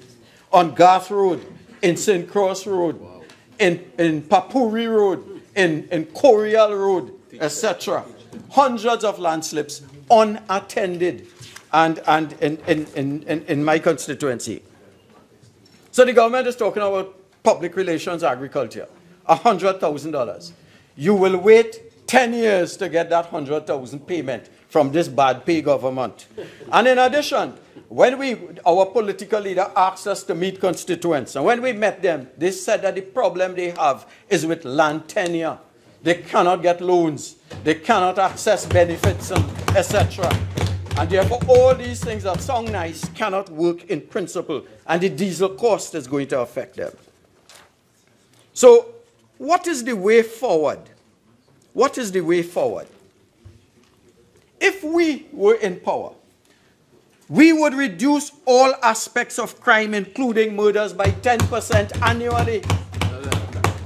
We will not be thinking about crime, doing this about crime, setting up papers and policies about crime. We will do it. We will get a performance that are measurable and timely and can be assessed at the end of a time. We will reduce murders by 10%. We would implement response time. If you recall the police station, we will introduce a time, perhaps 30 minutes or less, so that we could respond. And I want, with respect to the fire station, that is the Point 14 fire station. If a fire takes place in Ikakas or Cedros, it will take more than an hour for an appliance to get to that, to get to Ikakas. We're going to, with the bad roads, we're going to get actual response time. And I plead with you, Mr. Minister, let us get to specific measurable targets, not lists of things that we intend to do, will do, or are considering. We will take immediate steps to repeal and replace the Justice Protection Act to provide a comprehensive, workable, and well-resourced witness protection program. Where's the letter? We will fully resource the Forensic Science Center and take steps to establish a national Forensic Science Institute in collaboration with the University of the West Indies. We will take action. And Mr. Deputy Speaker, I want to read into the records of Hansard, because we were told that the opposition leader never responds to the Prime Minister when he suggested that he needed the opposition support with respect to legislation.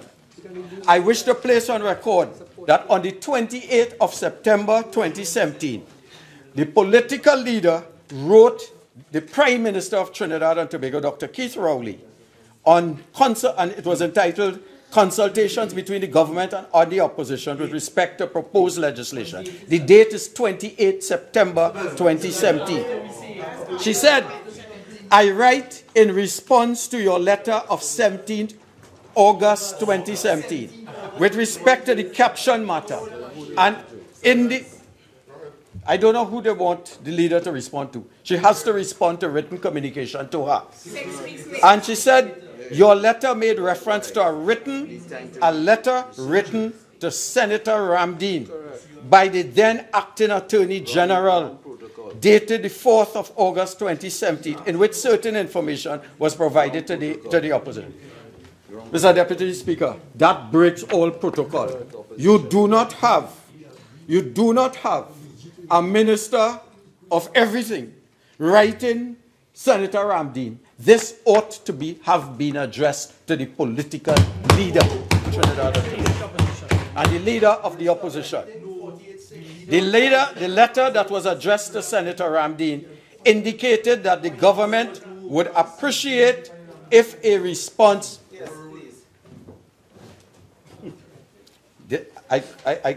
Thanks. The letter that was addressed to Senator Ramdeen indicated that the government would appreciate if a response could be provided before the 3rd week of August 2017. I was very disappointed and troubled that on the 17th of August 2017, the acting Attorney General sought to place this matter in the public domain and make statements critical of the opposition on this matter. Such actions do not engender the environment that fosters cooperation between the government and the opposition. That such statements were made by the person who at the time was holding the office that is vested with the responsibility of guarding the public interest is alarming. Member, you have 2 more minutes. Both pieces of legislation require a constitutional majority for their passage. As indicated on many occasions previously, and I want to repeat this, the opposition will support legislation that is in the best interest of the people of Trinidad and Tobago and is constitutional. I go on. What would we do? We would establish, immediately a national center for the victims of crime to provide inter alia services to cope with trauma and grief, protection and counseling for victims of crime, such as the wife of prison officer Sandy. We do not talk, we deal. We will set time frames for the efficient operations of the magistracy and the judiciary and ensure that there are magistrates and judges to give effect to time frames. We will align the education system so that the best and the brightest can enter the police service. We have a GATE program, and they see the GATE program primarily as to cut rather than to align it to our needs. Our greatest need right now is to get that crime down. And we have to find a way that our best and brightest enter that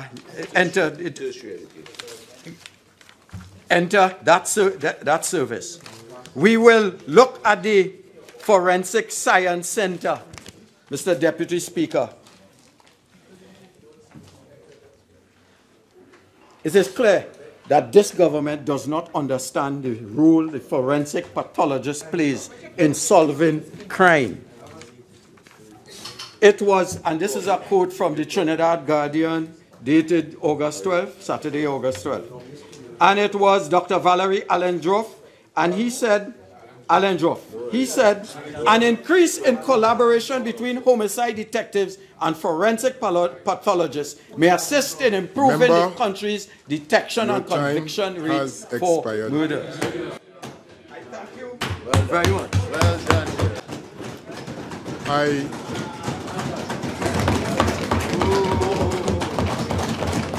Thank you very much. I recognize the member for Laventille West.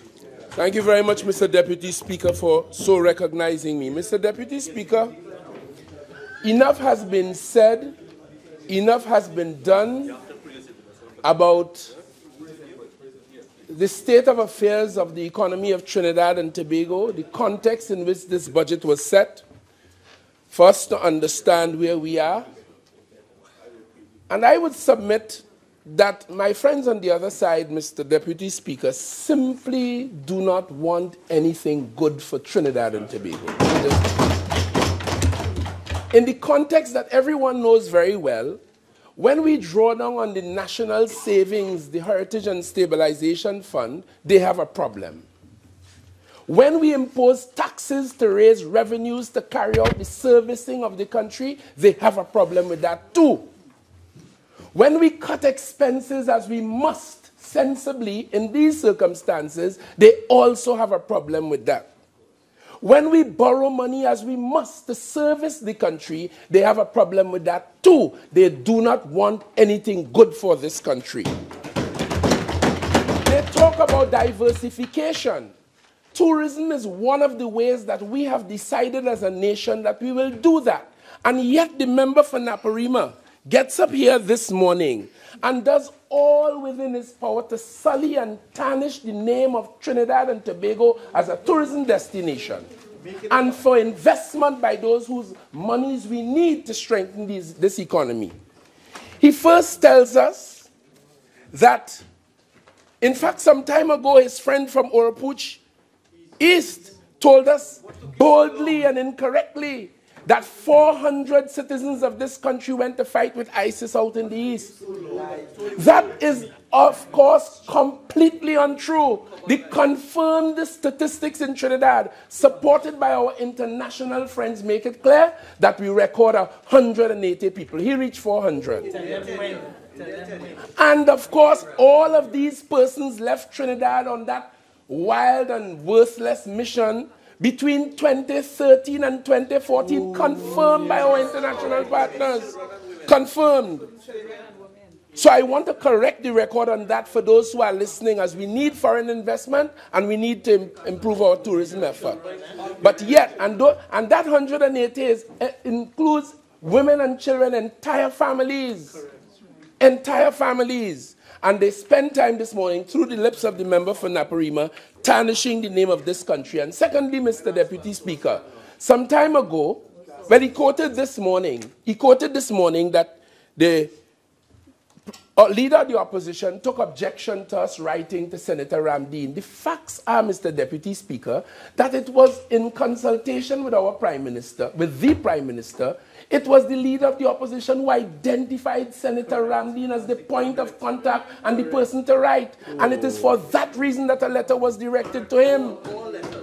All letters.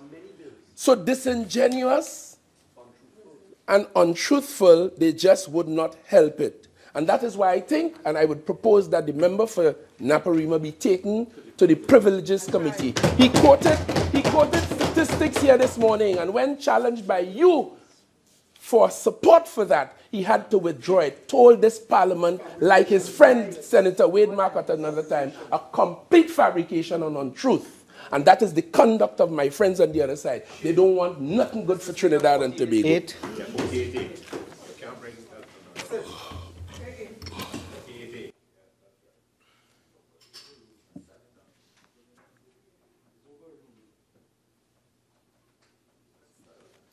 With actual reference to what member? Mr. Deputy Speaker, the member is speaking about a member of the other place and bringing him into disrepute, contrary to 48.8. Overruled. The Minister of Sport will agree with me, Mr. Deputy Speaker, that cricket, like politics, is a game, a business of glorious uncertainties. Geoff Boycott, one of England's most prolific batsmen, describing some of his cricket experience, spoke of the most torrid over in the history of cricket in Barbados in 1980, I think it was, when Michael Holden delivered an over, 6 balls to him. The record shows that 5 of them, he didn't see one. They passed the bat on the wicket and went to the wicketkeeper. He didn't see it. And the last one took the middle stump and cartwheeled it towards our wicketkeeper. It was the most torrid over in the history of cricket. In other words, Mike Holden was unplayable. You see, this budget by our Minister of Finance, unplayable. The leader of the opposition got up here for 3 hours and 30 minutes. And she could not respond to a line in the budget with any efficacy or sense. Not a line. So in respect of my metaphor, the Minister of Finance was like whispering, financial whispering death. And she was like, Geoff Boycott. Not a ball they could play. Member for Laventille West. The she, on a constant basis, please try and refrain. I'm obliged. Thank you very much. In 2016, when we came to office, we found ourselves having to pay off a lot of the debt that we met from the previous administration. Some 6 billion of it. A 14% wage negotiation bill we were met. We had to pay back pay to workers.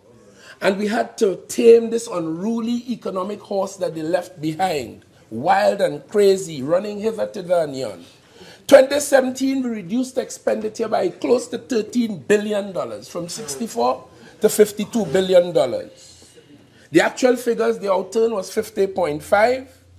And of course, happily, we saw no discernible or appreciable denigration or disruption in the standard of living of the citizens of this country. And we thank God for that, proving that that extra 12 billion ought never to have been there in the first place. That was where the fat and the waste was. That is where the cream was taken out of the economy by those who were so minded, facilitated by those who were facilitators.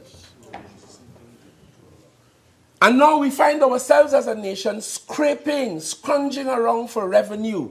So we must impose taxes. We have to reach out and take taxes from places we probably didn't do before. It is absolutely necessary. When revenue is projected at 35 billion and you have an expenditure of some 50 or so billion dollars.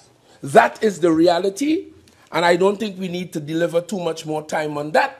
Everyone seems to have agreed from what I've heard that the reduction or the removal of the fuel subsidy was one of the logical places to go, and we are doing that.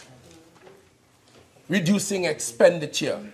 One of the things we boldly did is to reach out there. I remember them telling us that they settled the CLICO matter once and for all. CLICO was owing this country $15 billion. They told us they settled it once and for all. We boldly went when we saw all the evidence that they did not intend to make good their debt to the taxpayers. On behalf of all the taxpayers, we went to the court where we have some confidence, and we recovered. We are in the process of recovering the country's $15 billion to improve our revenue. That's what we do. Boldly. I heard this morning, very quickly, Mr. Deputy Speaker, a report on BBC News. In the United States, their deficit is in the region of trillions of dollars. In fact, they made the point this morning, which is what attracted me. For the average American, the figure is so big, it has become abstract. They can't conceive the magnitude of it. And as a result, they think that a lot of people are not even taking it seriously anymore because it has become so wildly abstract. And on the other hand, we have a country like Norway. My Prime Minister brought this to my attention and I did some research, where $1 trillion have been saved from their oil and gas activity. $1 trillion, a fund. And now they have the power to invest that not only in Europe, but in other parts of the world. That is $1 million, you know.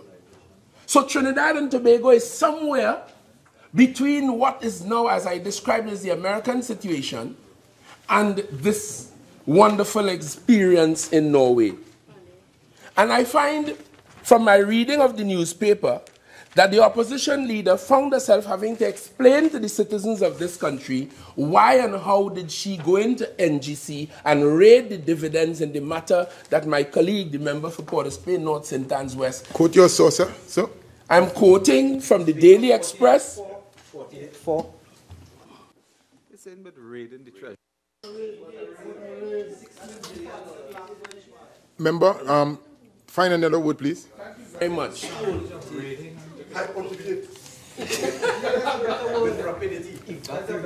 He's quite members. Go ahead. Yes, Mr. Deputy Speaker, he doesn't want to hear the word raid. I withdraw that. But they went in there unjustifiably without proper authority and justification, and they depleted a serious saving that the country had in the National Gas Company, $16 billion. And of course, very interestingly, from the very article, the leader of the opposition is saying the dividends that were paid to the government during this time were spent on the people of this country so as to ensure that while the grass was growing, the horse was not starving. I took note of that. It means that at that time, the leader of the opposition, the member for Siparia, knew that the horse was starving. The member knew that the grass was growing. They knew something was wrong with the economy. But at that time, they were telling us everything was good. And there was a reason why they were telling us that. The member went on to say, those dividends were used to settle wage negotiations, as I tell you, 14% when the member knew that the grass was growing and didn't want the horse to starve. They settled public servants' negotiations and other places at 14%. That was imprudent and reckless and irresponsible. And now trying to tell us that that was necessary to pay those bills. Unnecessary, imprudent, reckless, irresponsible. And as we know, all of that. And I just want to peruse a document here, and I'm quoting from official UDICOT statistics. Their project status report as at August 2017. So when the member for Siparia tells us, the leader of the opposition, that they had to go in and pillage, they had to plunder, they had to take and took $16 billion from NGC. I withdraw the word raid. Yeah, yes. Let me, for the benefit of the citizens of this country, explain why and how. When the grass, I withdraw that raid. But what does a raider do? Take. Yes. The Couva Children's Hospital, there were people in this country who thought it was a gift from China. We now know it was to cost us $1.5 billion. And $500 million in fees. Silence. Yes. That is the reality. And I want the citizens to understand that. And before I say anything more, we have completed and we have proposed, we have settled in the cabinet the construction of a few police stations. And I could remember my Prime Minister in the room saying, but if we build the St. Joseph police station, and that costs $35 million, and you use the same architecture, and you use it as a blueprint, and you do that on flat land wherever you need a police station, the price should be the same. The same drawing. In fact, it should be less, because you're paying for the drawing only once, generally speaking. Okay? But here, under their administration, the Brasso Seco station in the country was the cost, and that was The stations we are building now is $35 million on average.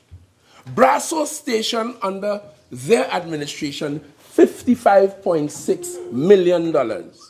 That Besson Street police station, $70.1 million. The same Maracas station that we completed for about 35, according to them, 35.8, according to them in their world, $52 million. Matlot station, $50 million. Matura, $68 million. A station in Manzanilla in this country, $88 million. Carnage Police Station, $71 million. And I heard the member for Naparima talking about fire station. The Mayaro fire station was supposed to have cost this country $112 million. Lady Hills in San Fernando or Aruca, $129 million. Ryson Road, $402.6 million. No equipment yet. Monrepo Fire Station, $345.4 million. And to take the crown, a perimeter fence. In the prison service, a fence, $87.7 million. That is how they did it. They dealt with millions and billions and zillions. Under the member for Separia. To fit out, no equipment, to fit out the BIR building where we have now put public servants in, saving millions of dollars a month rent to taxpayers now that the government has its own campus and its own building. To fit out that building, according to them, was $341.3 million. To fit out the office where I am now, the office of the Attorney General, $380 million. That is how they govern this country, and then trying to explain why they went in with their slimy hands. Sorry, I withdraw that. Into NGC money.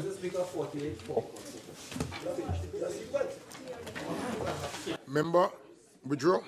I withdraw that. About slimy hands, it might have been dry. The effect was the same. 16 billion, yes, sticky.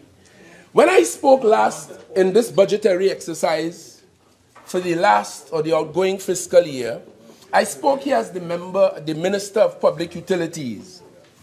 And I heard the member for Tabakit yesterday raise the question of PSIP. The average member of the public doesn't know what PSIP is.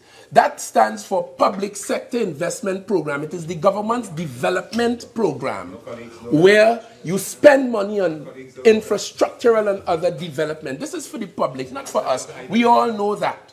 And a minister, as a manager of a ministry, and a permanent secretary are largely, under the guidance of the Minister of Planning and Development, are largely responsible for stewarding and managing those expenditures to ensure that the country gets not only value for money, but develops in the way according to the plan for that particular fiscal year. I am happy to report, and proudly so, the Minister of Planning and Development told me for the time that I spent in public utility, our PSIP performance in percentage terms was 79%.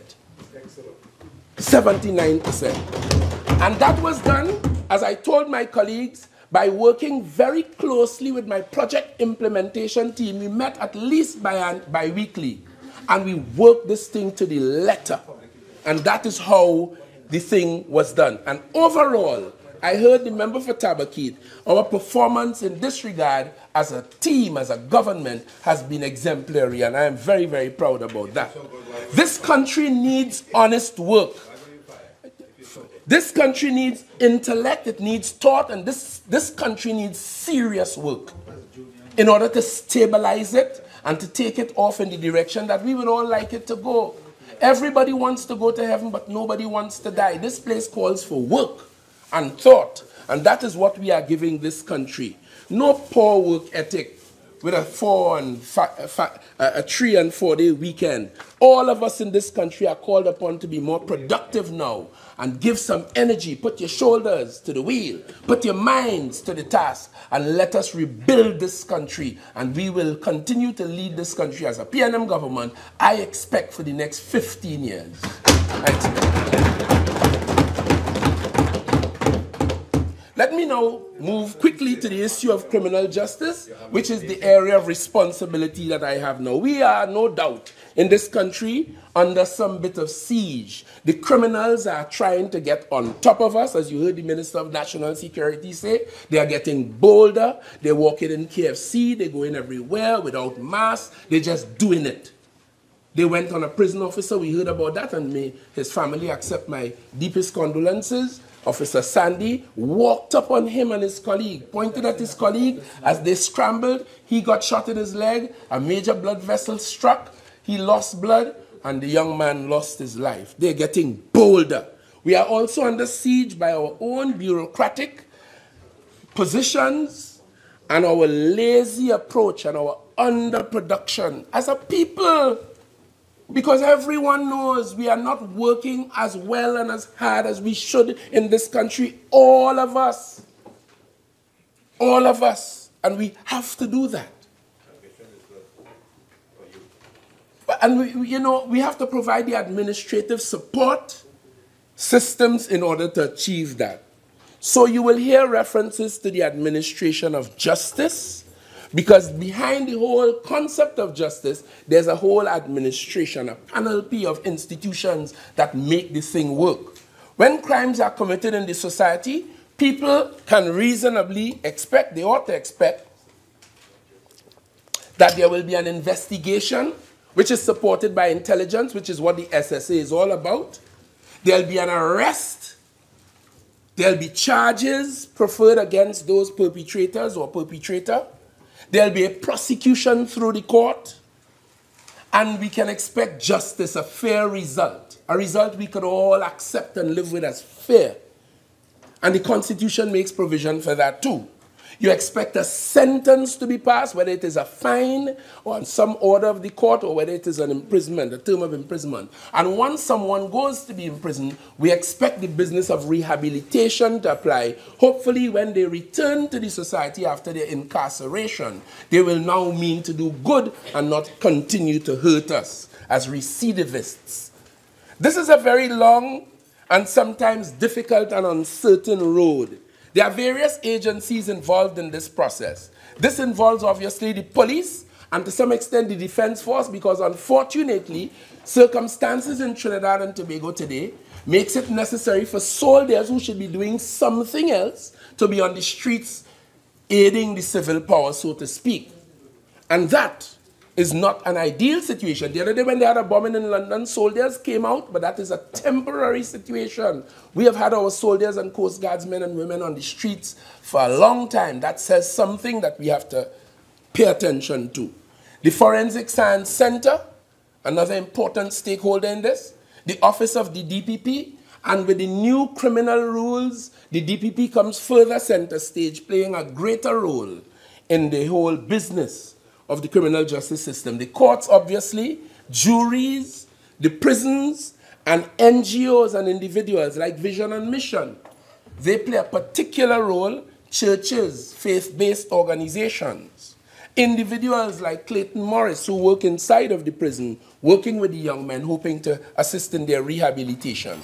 All of these state institutions may not, for various reasons, be performing optimally. Low productivity and a lack of our commitment to implementation as a nation is also instructive to note as the reasons for this. The business of crime. I heard my friend, I was about to say foolishly, but emptily told us that this government, hear the statement, this government only spent 3 minutes of 2,000-something minutes on crime. But right before him, the Minister of National Security, whose responsibility is the business of crime management, he spoke for 55 minutes. But the member for Tabaki didn't hear that. It's just so banal and so empty and embarrassing. And say this government, the Minister of National Security is a part of this government. And that is his responsibility. The Minister of Finance was delivering a budget. He spent a short time on that, knowing that the Minister of National Security will treat with the matter. So empty. And he actually said so. Yes.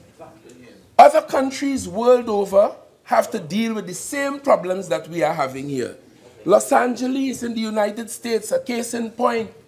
Brazil, I saw last week in Brazil, young men grabbing people's things and walking away, running away.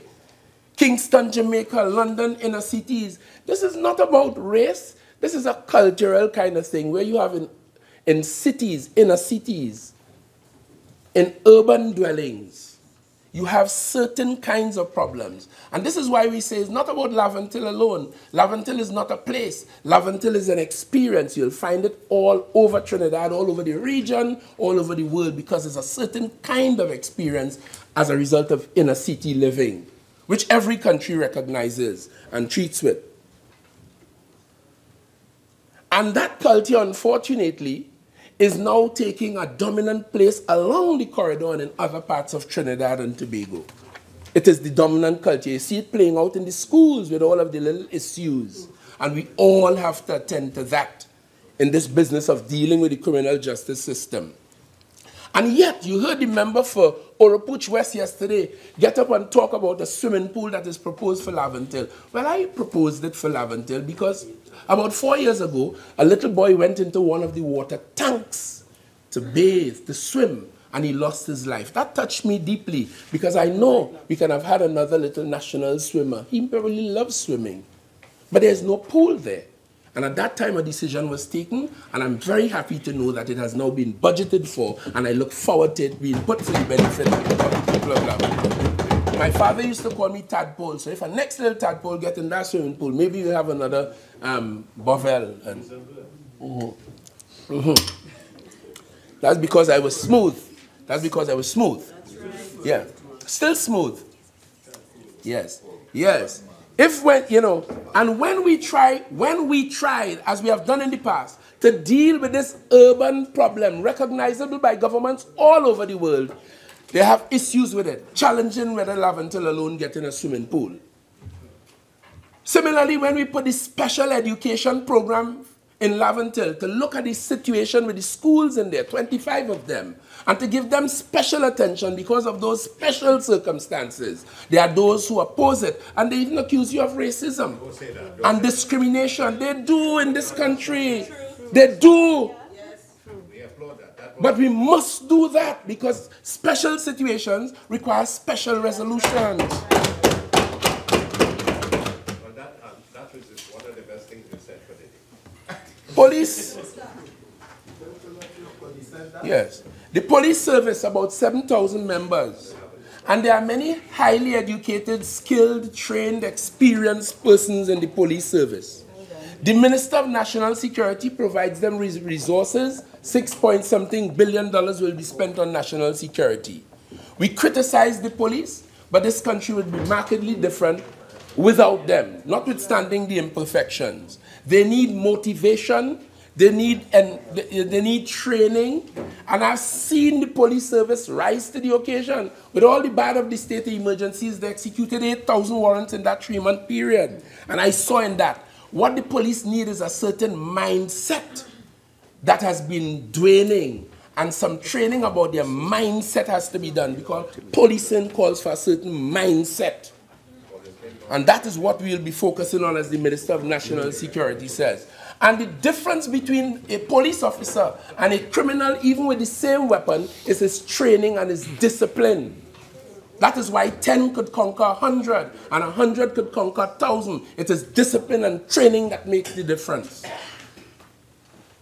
And that is what the Minister of National Security is attempting to do. And when you have corrupt officers, like the 2 allegedly caught in Cedras some time ago, they have to be dealt with, they have to be weeded out. Recently, we implemented a case management system for the Office of the DPP that will assist the Office of the DPP in doing its work on a more streamlined basis, as I say, as it comes greater center stage.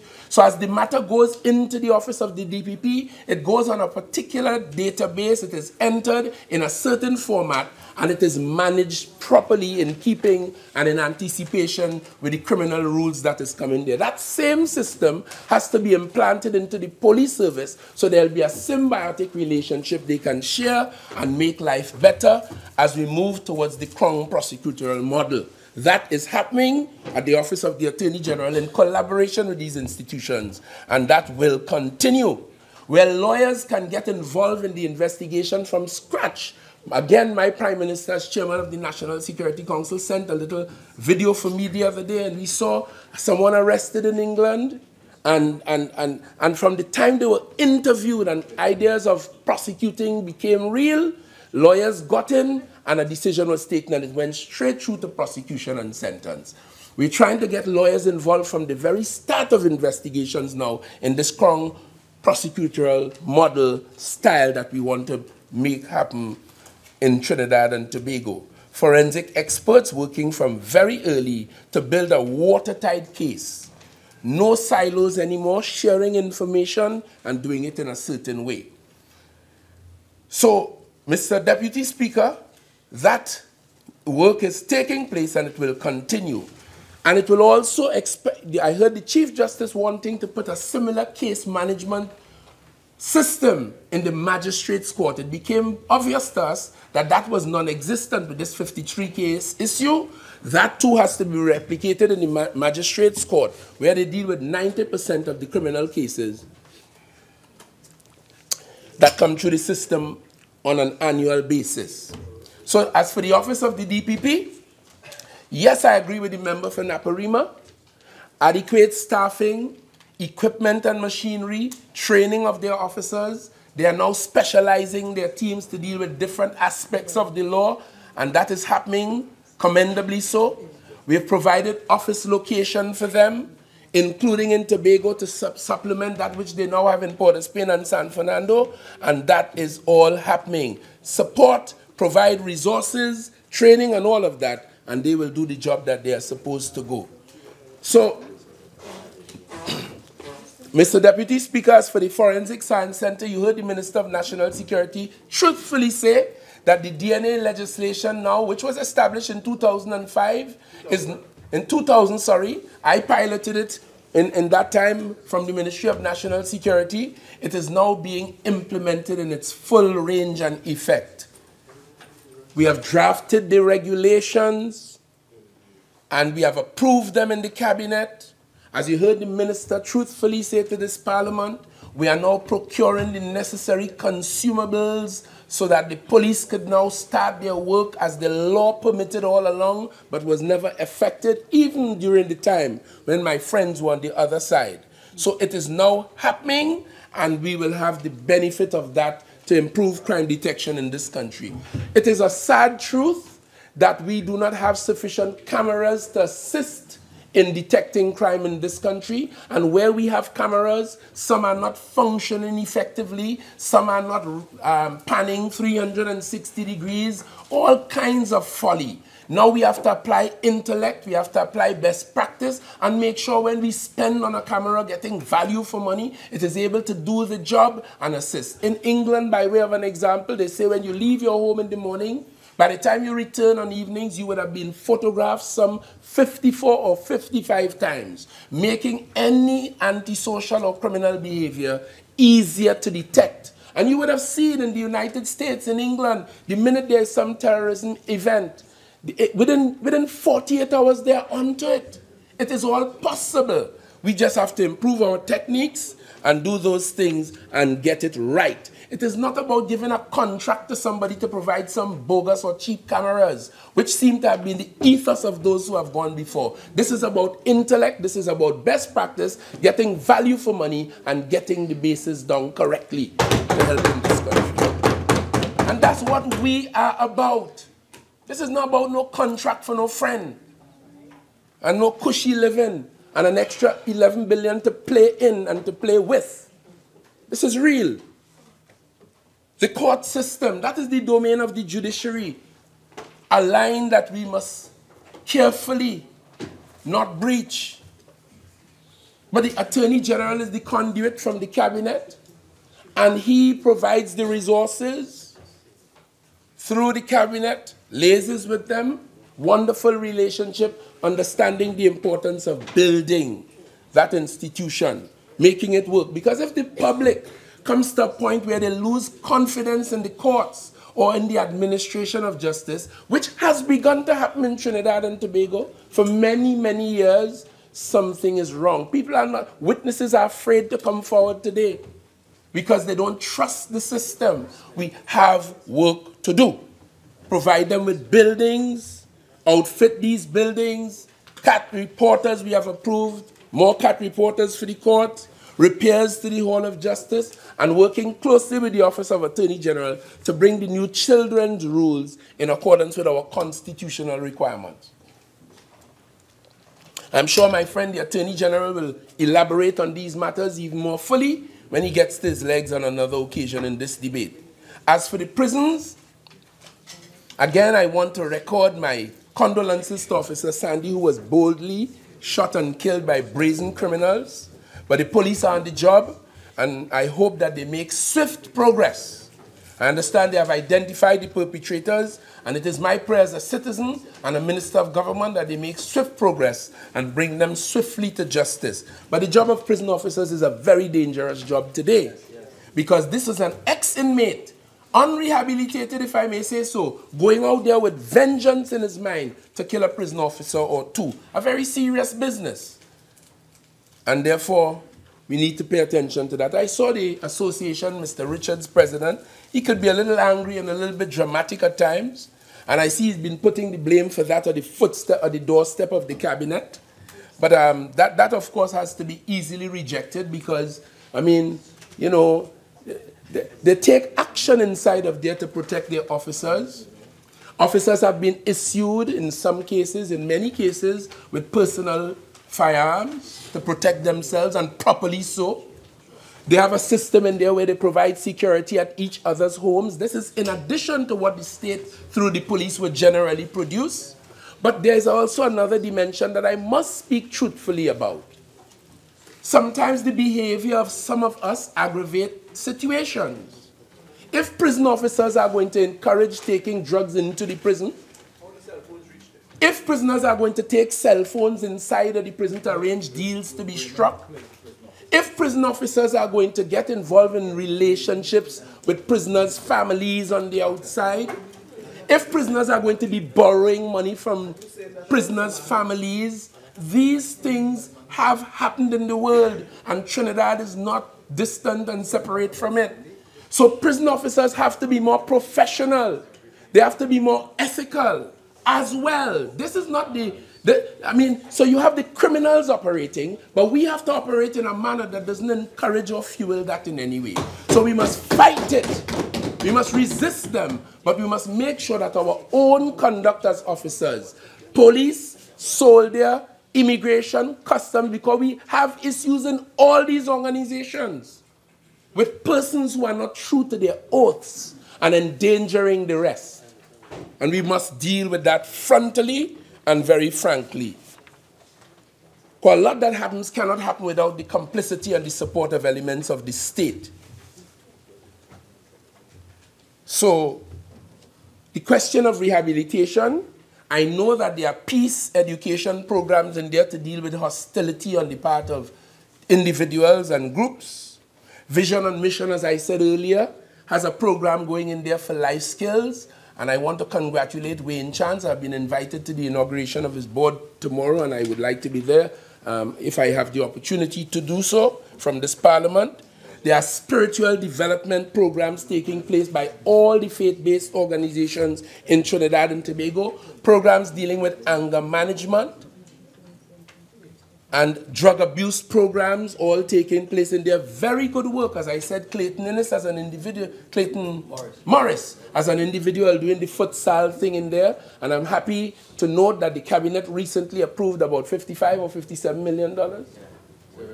Oh, yes, yes, the Ministry of National Security, sorry, to do some improvement in the conditions inside of the prison on account of the constitutional challenges about inhumane treatment and so on, particularly in a judgment from Madam Justice Gobin some time ago. So now we are forced to invest more, work harder, do more to meet the constitutional standard so that cases will not fall by reason of any legal, technical challenges. And so that work is going on. As for legislation from the Office of the Attorney General, it is well known to the country, we need parliamentary support in order to do things. We need the support of friends on the other side. So when the member, for example, for Tabakeet, gets up here and talks about 354 murders. Nothing irks me more than that, Mr. Deputy Speaker. It irks me to hear a member of parliament talking about how much murders take place under the PNM and under the UNC, as though criminals just decide who in government to kill. The problem is they have guns and we need to take the guns out of their hands. Break down door, break the wrist if we have to, and take the guns because they are a danger to us. And then to say under, as though there's some implication, as though it's somebody on this side who sanctioned it. Even when I was in opposition, I never sounded so stupid. I wouldn't say that. But the member for Naparima also talking about the Minister of Finance, talk about the Minister of Finance taxing dreams. Well, I sat here listening to him. I wasn't dreaming. But by listening to him, if I had to take a chance and play playway, I play number. When I see his number is 26, I add 10 to that.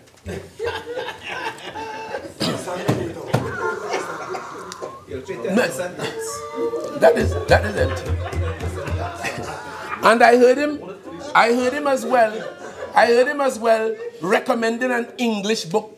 The Minister of Education should get some grammar book or some English book for the benefit of the members of this side. Well, I want to tell him he should start with the member for Siparia, because reading her speech, I heard her say all and sundry. Yeah, all of the reason. All of the reason. And yes, the Minister of National Security, when he came to office, yes. Okay. Members, please, it's almost lunchtime. You all will have the opportunity. Proceed, member for Laventille West. I thank you very warmly. Yes, I heard him talking about, all of the Minister of National Security promised this country a border control agency, and then we say we'll do it swiftly and all of that. What the member for Tabaquite missed is that was part of the simple development process. We have moved from when we had a concept and an idea to the point today of an MOU, an agreement for it. 3 years later. Yes. You did not do it in 5 years and 3 months. We are doing it now in 2 years. We are doing it. So stop making noise.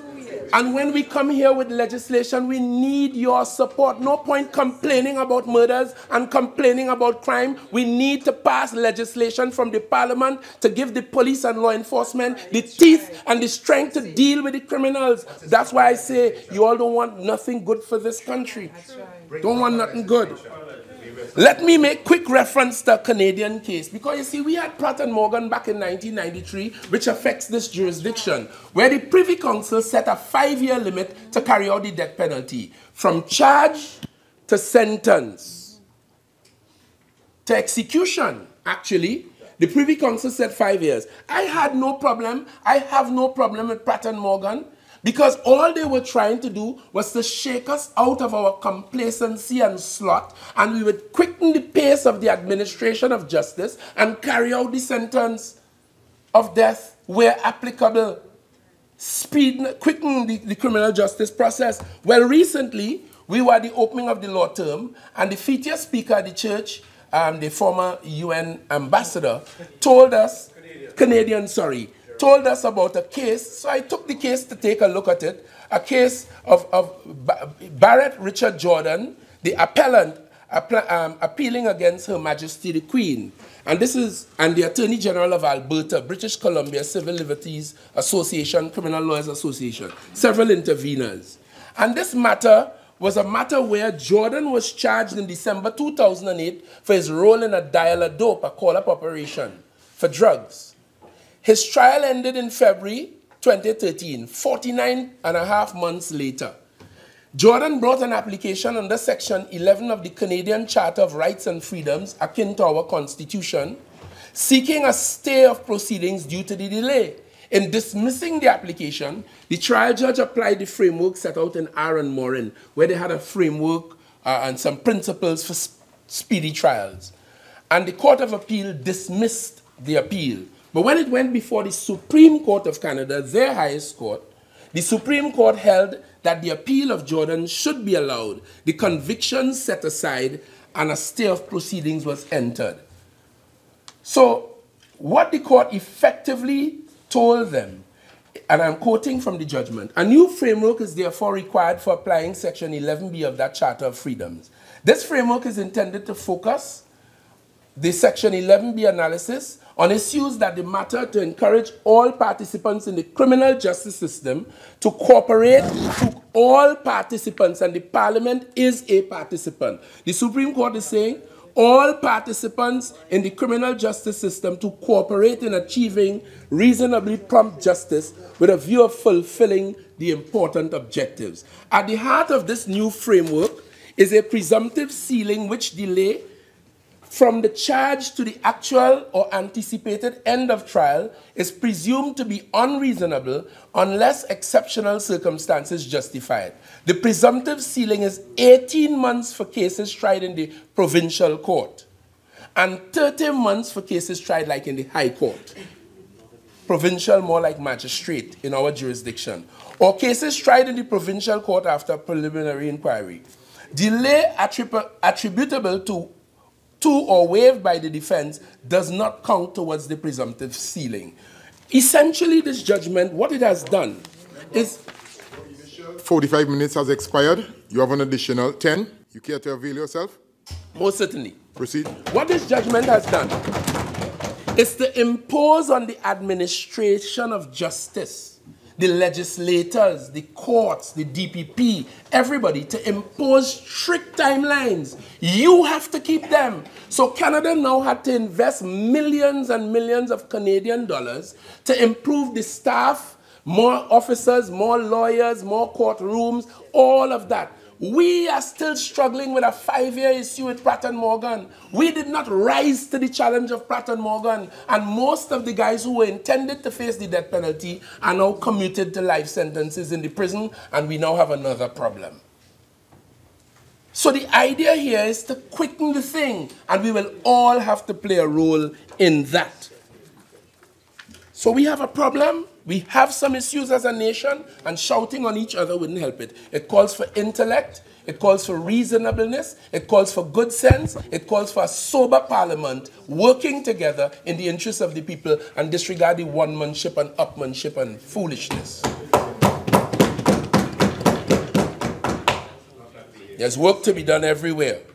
And this is why, as I close, I too would like to join the thousands of citizens of this country, some of whom did not have an opportunity to speak publicly like me. I too would like to congratulate the Minister of Finance for grappling with a very, very difficult situation and for delivering what in the face of the opposition is an unplayable budget. Unplayable. I would like as well to congratulate the Minister of Planning and Development, who I know from the Cabinet has worked closely with the Minister of Finance and all of our ministries to get the job done. And I would like to congratulate her in that regard.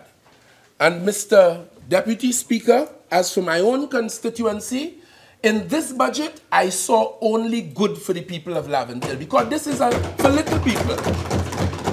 It is not only the little ordinary worker who is affected by the tax measures in this. And matter of fact, anytime you are earning $7,200,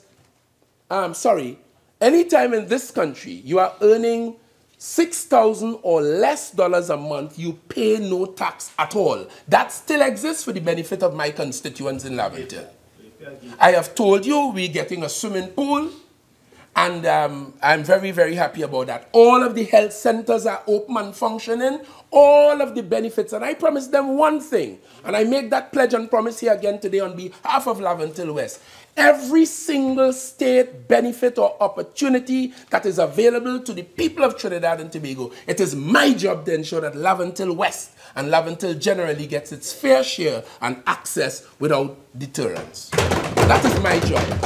So, all of the existing youth programs, whether it's MyLat, CCC, all, the Laventille Technology Center where they teach almost everything for young people, right in my constituency. All of these, the schools, the 25 schools. Laventille has 4 secondary schools. They have access to the university right there on Ryson Road. They have access to Queen's Royal College, CIC, St. Joseph. They have access to UE right up the road on the priority bus route. The priority bus route passes through right through Laventille. All of the benefits and opportunities that are available. I know nurses from Laventille, they're applying to the nursing service, police service, defense force, teaching service, public service. All of the benefits that are available to the people of Trinidad and Tobago will continue to be available to the people of Laventille. And when we fought and secured the $15 billion, that is for the benefit of the people of Laventille. And so we continue. I'm very happy to have had the opportunity to represent them during this last fiscal. They know, and I know, that we are working like a tiger in their interests. And we are doing just that. So, Mr. Deputy Speaker, with those few words and our commitment as a government to improving the criminal justice system for the benefit of all Trinidad and Tobago, I would like to thank you for this opportunity, and I look forward to the work that must be done in the upcoming fiscal year. I thank you very much.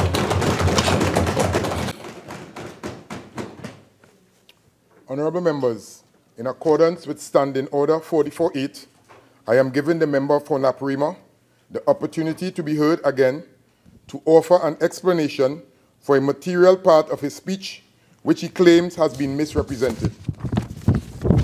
Member for Naparima, you are not allowed to introduce any new matter. As requested, you have 1 minute to offer your explanation. Kindly proceed. Mr. Deputy Speaker, thank you. When I spoke this morning, I indicated that there were citizens, Trinidad and Tobago citizens, including children and women, who recently captured in Iraq. The source is Iraq/KRG 1,000 and Syria. 1,400 women, children from... Members, I have given the member the opportunity. No new material. Kindly proceed. The source is Iraq/KRG 1,400 women, children from ISIS detained by Bill Van Esveld. Mr. Speaker. Members.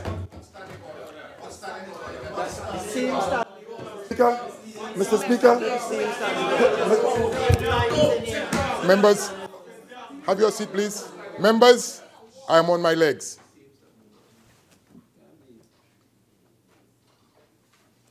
Member. Thank you, Mr. Speaker. Mr. Speaker, pursuant to the standing order you just raised, I object on the grounds that the member is introducing new information. Did not say that.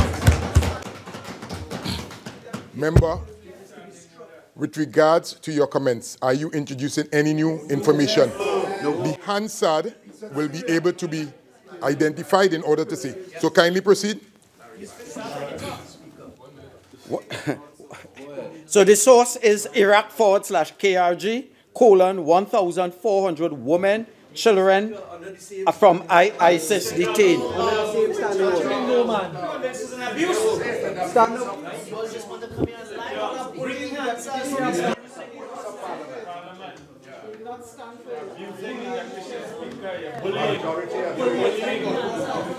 I'm on my legs.